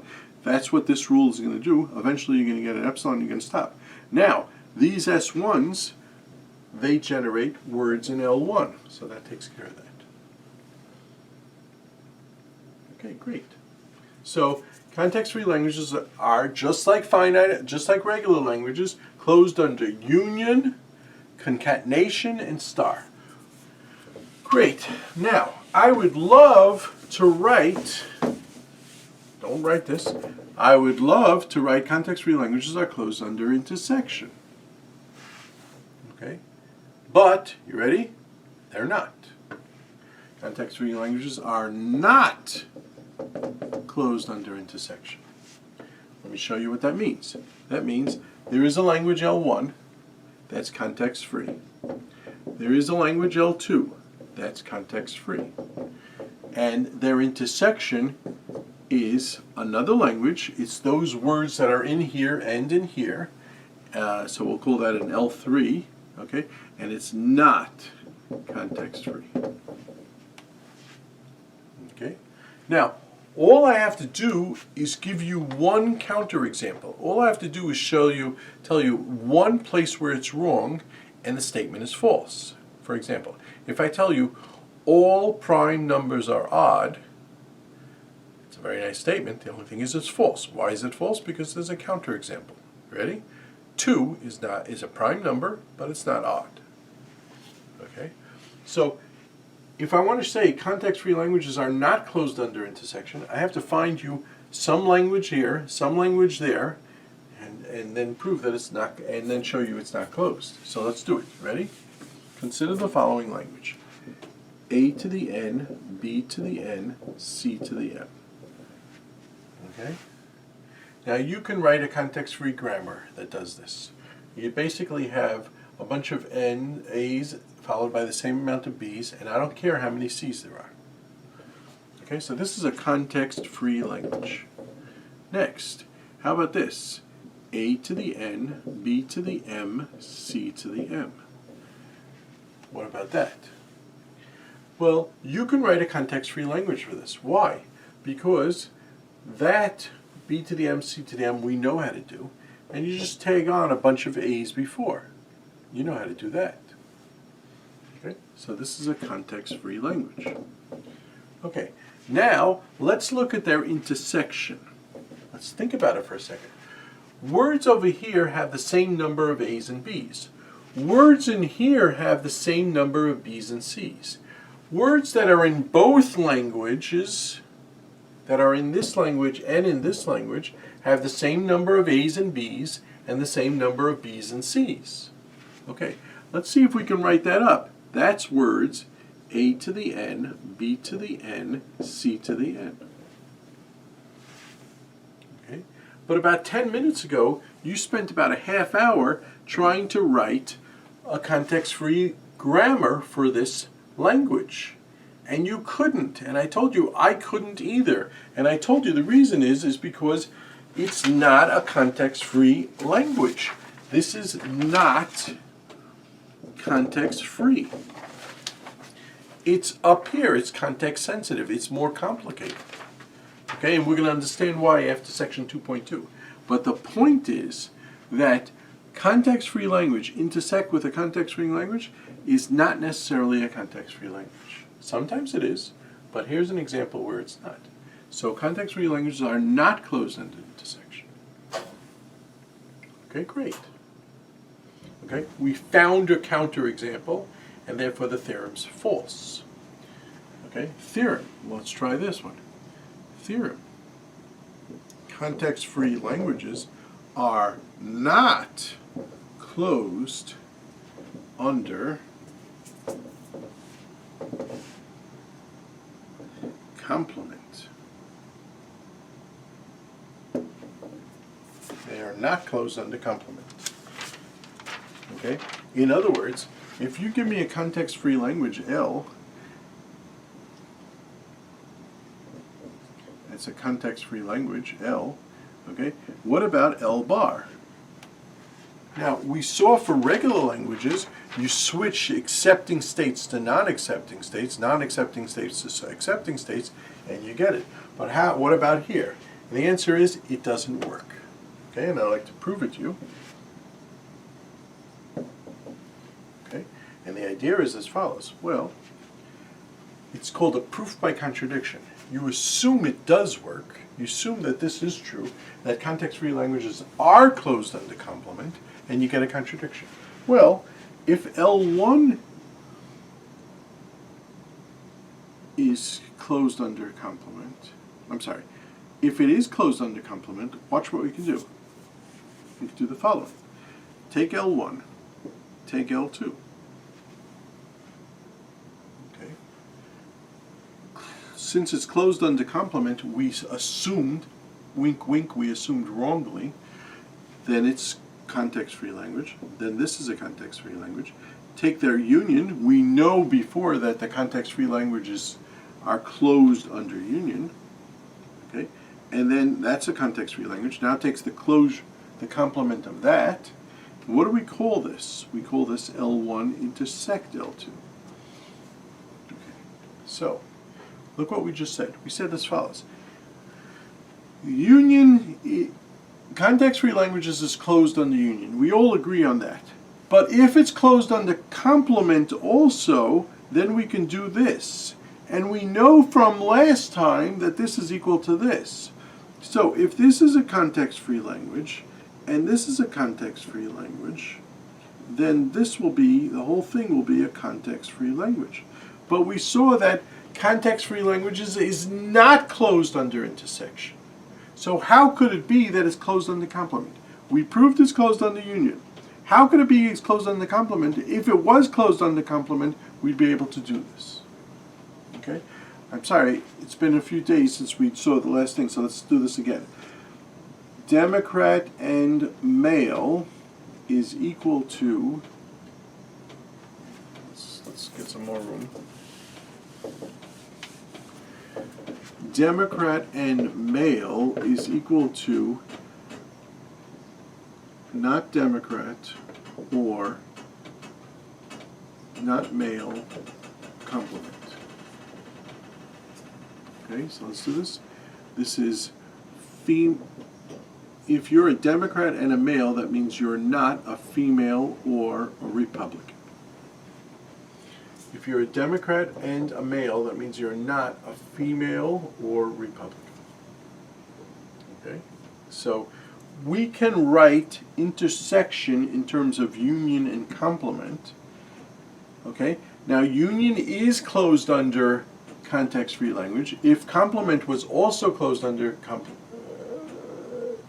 if context-free language is also closed under complement, then we'd be able to write that. We'd be able to write the intersection. But we saw an example where you can't, so it's not. Okay, so that's the end of that.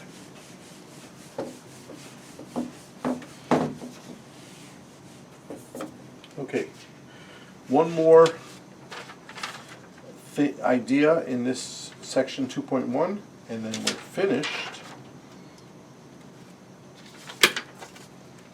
Don't move, don't move.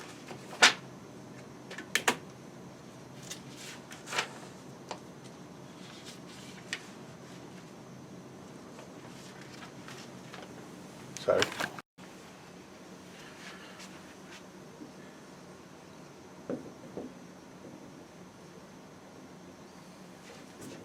Okay, one more concept before we finish section 1.2. By the way, there's something that it's done in section 1.2 which we're not responsible, and that's ambiguity. Let me just explain to you what ambiguity is about. If I say the hunter shot the elephant in his pajamas, of course the question arises is, who's in his pajamas? Is the hunter in the pajamas, or is the elephant in his pajamas? Okay? The reason why there is trouble there is because it's ambiguous. You could derive the word this way, or you could derive the sentence this way, or you could derive the sentence that way. Okay, that's a whole concept. We're not getting involved in it, so when you see the word ambiguity, just skip it. Okay, great. Now, there's a special type of context-free grammar which we're going to need. Okay, and this special type of context-free grammar is called a Chomsky normal form. There is a special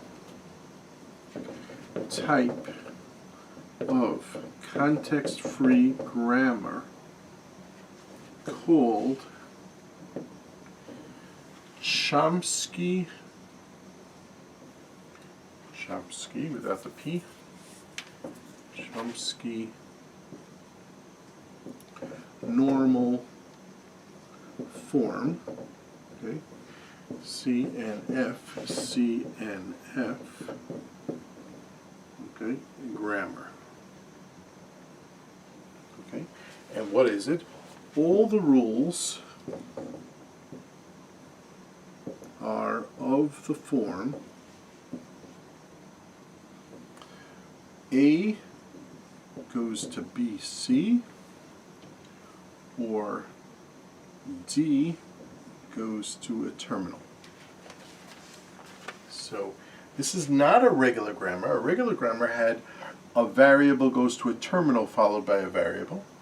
Here we have a variable goes to two variables, or a variable goes to a terminal. Okay. Now this is named after Noam Chomsky. Noam Chomsky is one of the founders of this field. Okay, he's a linguist in MIT. He's still alive. I mean, you know him more famously for being a politician or something like that. Not politician, but a political theorist or intellectual, whatever. Leftist of a left, whatever. I don't want to talk about him. I mean, but this has nothing to do with this. This has to do with his scientific work.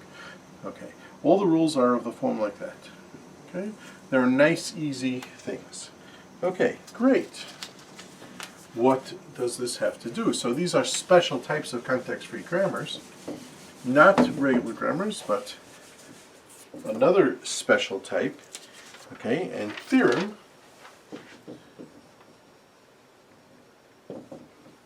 Okay. Every context-free grammar is equivalent to a Chomsky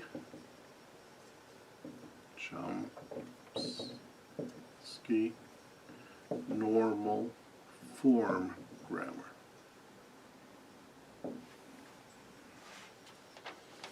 Okay. In other words, if you give me a context-free grammar, I can put it into Chomsky normal form. I can find another grammar, which is Chomsky normal form, that would generate the same language. That's what I mean by equivalent. The first grammar and the Chomsky normal form that I'll give you will generate the same language. Just like we saw this with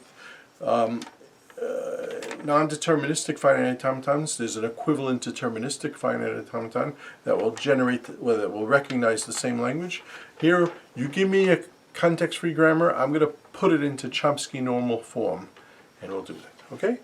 And the proof is 4 steps. Okay? We'll do the 4 steps, then we'll do an example. Okay? The first step is add a new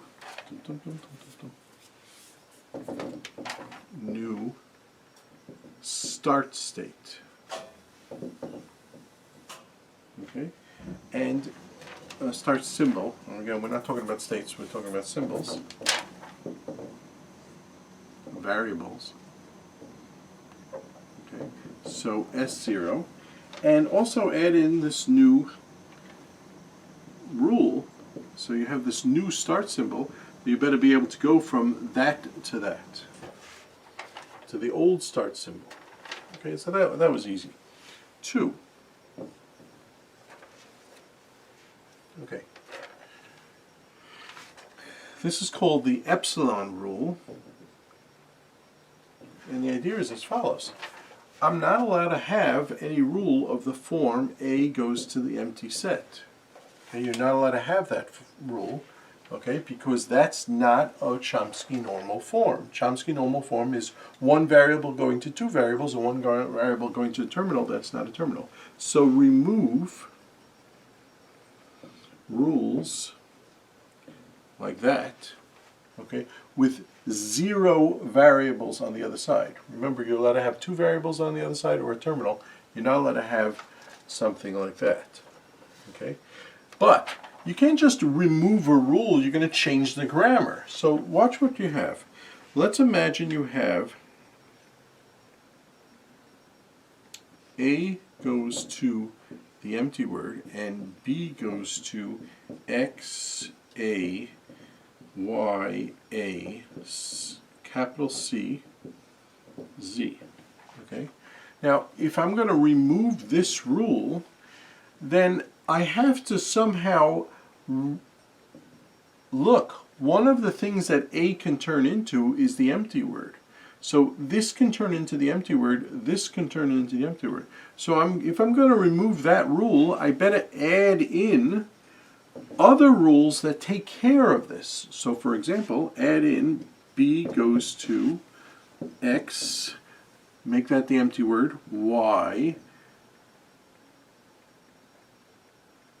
C, Z, but only one of them can go into the empty rule, not the other one, so let's do that one. So also add in B goes to X, capital A, Y, empty word, C, Z. Also add in X, Y, capital A, C, Z. In other words, these 2 things can go into the empty word. So you have to add in all possibilities of when they're the empty word. Here, the first one is the empty word. Here, the second one is the empty word. Here, both of them are the empty word. Okay? So it makes sense. Now, these 2 rules with this thing, these 2 rules are equivalent to this rule and all these rules added in. Okay, great. Next, 3. Okay, again, we want rules with only 2 variables on the second side. Okay, so what happens? This is called the unit rule. Okay, unit rule. what happens if I have a rule A goes to B and B goes to alpha. Alpha is a whole thing. Okay. Now that is not a legitimate Chomsky normal form rule. So we take it out. And what we do is we add alpha. We take that's going to stay there because that, let's assume this is the right form. We put in A goes to alpha. Because if A goes to B and B goes to alpha, then A goes to alpha. So we took this out because it's a unit. We don't allow one thing. We put in this. Okay? Okay. Let's do another more complicated thing. If I have A goes to B and B goes to C and C goes to D, E, E, little e, then I have to take this out, that's a unit rule. I have to take this out, that's a unit rule. But I have to put in A goes to D, D, E, and B goes to D, D, E. Okay?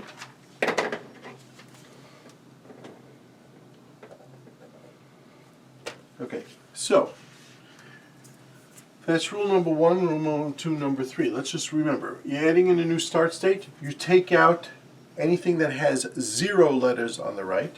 You take out anything that has 1 variable on the right. Okay. Now, 2 variables on the right, that's legitimate. Okay. Now for the main rule, and it's the most intelligent rule, and it's a very clever trick. Okay. And it goes as follows. Okay.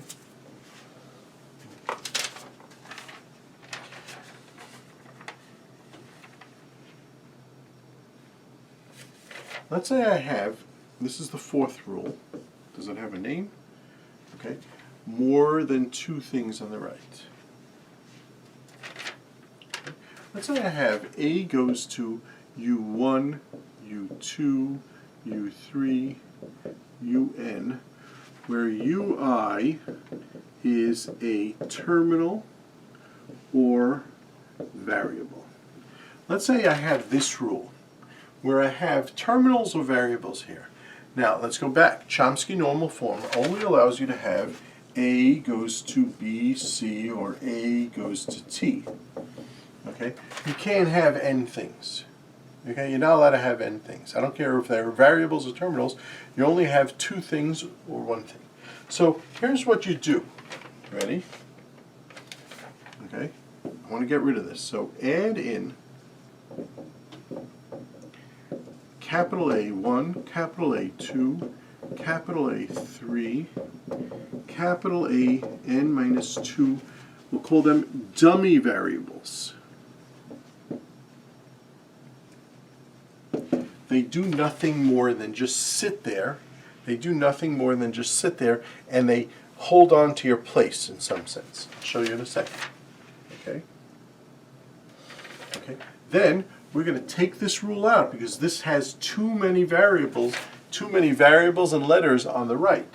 So we're going to take this out and I'm going to put in the following. A goes to U1, A1. Okay? I use this dummy variable. And again, I'm not saying what this is, and you'll see how we get rid of that too. Okay, 1 second. Now, tell me what A1 does. Oh, A1 does U2, A2.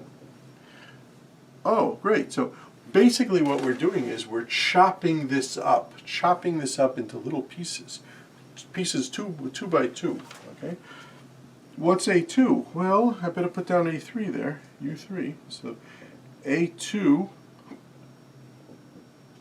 puts down U3, A3. Dot, dot, dot. A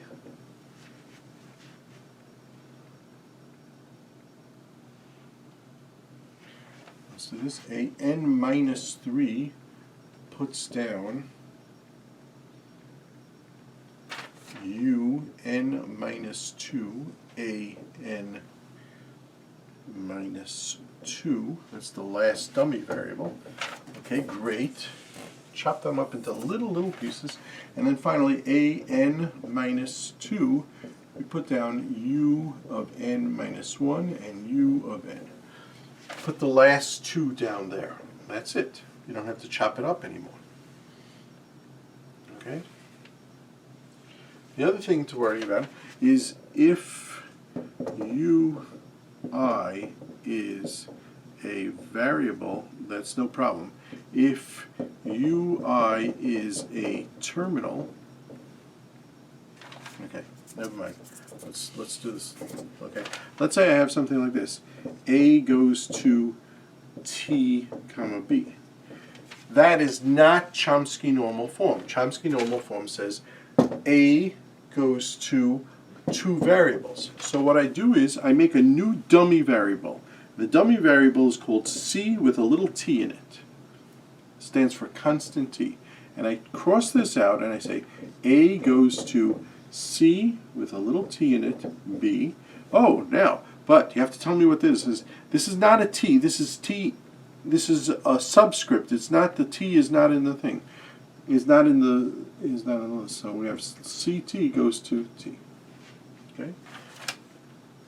Now this is in Chomsky normal form. It has 2 variables, only 2 variables. This is part of it, and this variable with the little t goes to t. Now it's done. Now it's doable. Okay, great. Let's do an example.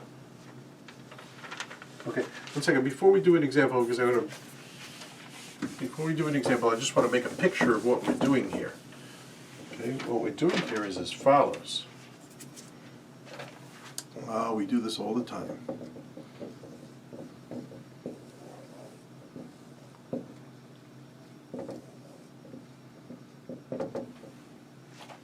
Regular languages, context-free languages. Now we're going to talk about grammars. And we had regular grammars. Okay. We have context-free grammars. Okay. And now we have something else called Chomsky normal form. Okay.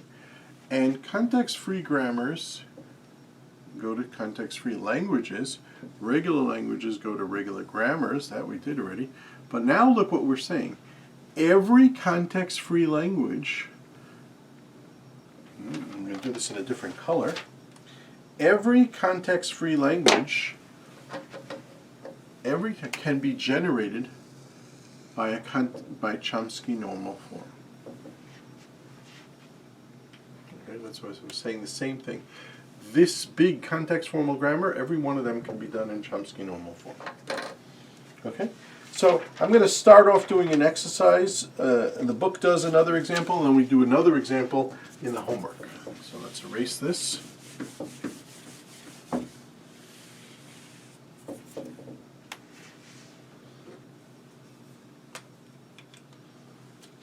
Okay, this is not done in the book. The book does an example on page 108, but this is not that example. So let's do this. The language is equal to b to the m, c to the m, d to the n, e to the n, where m is greater than or equal to 0, n is greater than or equal to 0. Okay, and here's the grammar. S goes to AB. Hey, that's in Chomsky normal form already. That's great. Okay, A goes to B, A, C, or epsilon. B goes to D, B, E, or epsilon. Okay, what we're going to do is we're going to do the rules. So, first rule, first part, add in a new thing and add in that. Great. Second part, 2.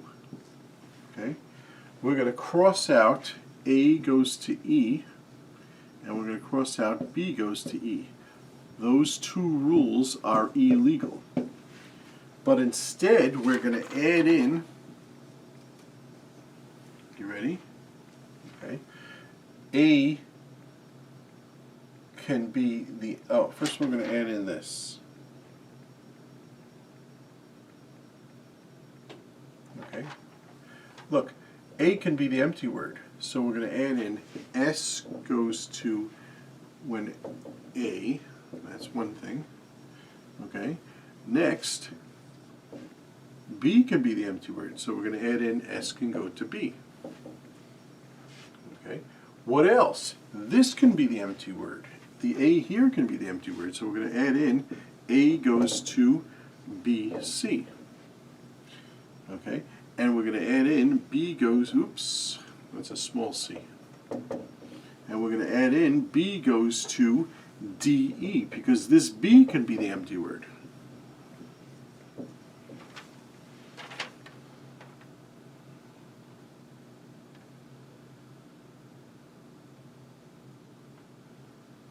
Oh, hold on, we left out one thing. This can be the empty word, and this can be the empty word. So we have to add in S goes to the empty word. But 1 second. You're not allowed to add into the empty word. You're not allowed to, not you're not allowed to. You have to cross this out too. Okay, this rule crosses out all things like that. So we have to put in S0 goes to the empty word. By the way, the empty word is accepted in this language, and right here is going to ensure that that happens. Great. Next, 3. Okay, so we added in this. Great. Now, guess what we have to do? We have to take out 3. We have to take out S to A. That's out. We put it in here, but we have to take it out because that's a unit rule. And S to B, we have to take that out because it's a unit rule. Okay? One other thing. We have to take out S0 to S. That's no good either.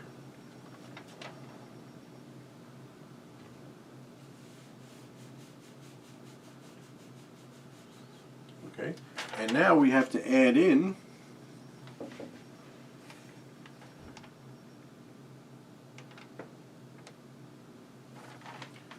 let's see.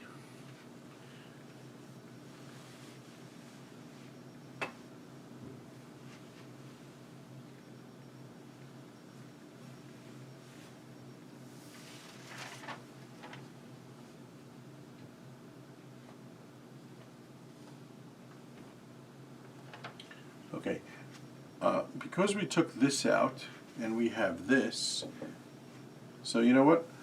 Let's write what we have so far. So we have S goes to AB, A goes to BAC. I'm taking out that we took that out. B goes to DBE. We took that out. Okay. We have S goes to A, S goes to B. That's going to go out. Okay.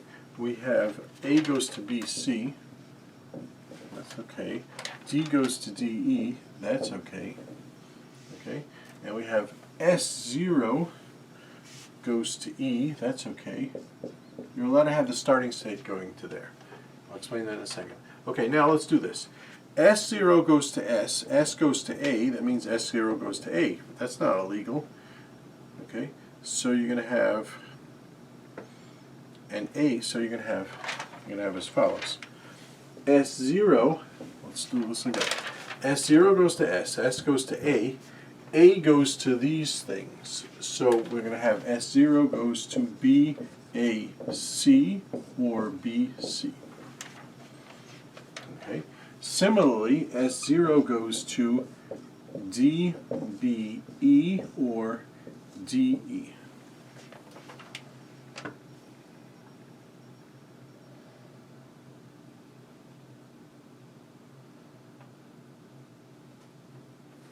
Okay, what else?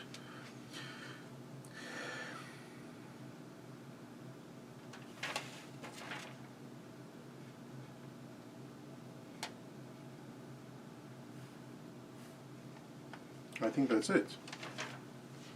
Okay, we have all the rules here. Now, that was the third rule. Okay, and now we're going to chop these up. We're going to chop up what has to be chopped up. So I'm going to make a new dummy variable called C of B, a new dummy variable called C of C, a new dummy variable called C of D for that one, a new dummy variable called C of E.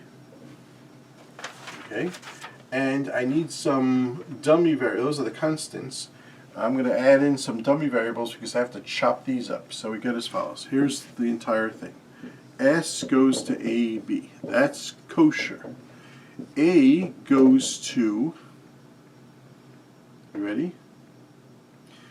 C little b, and then A1. Now I'm going to have A1 goes to A to little c. That chops this up to two parts. Good. Okay. I also have that A1 goes to C of B, C of C. Great. Now, B goes to C of D, that's this, and then B1. What's B1? B1 is a dummy variable, and what does it do? It does B and constant at E. Okay, good. Also, B goes to constant at D, constant at E. Okay? S0 goes to E, you're allowed, and now you have to do the same thing here, and I'm not going to do it. You just have to chop it up again. This you can do, this you can do, chop it up again, like that. Okay, and that's it. You get that whole thing. Okay, now there's another example done in the book, and then there's an exercise 2.14 which you have to do for your homework, but I'll give the answer in the other video. Okay, so that's a nice introduction to all of context-free languages. Thank you.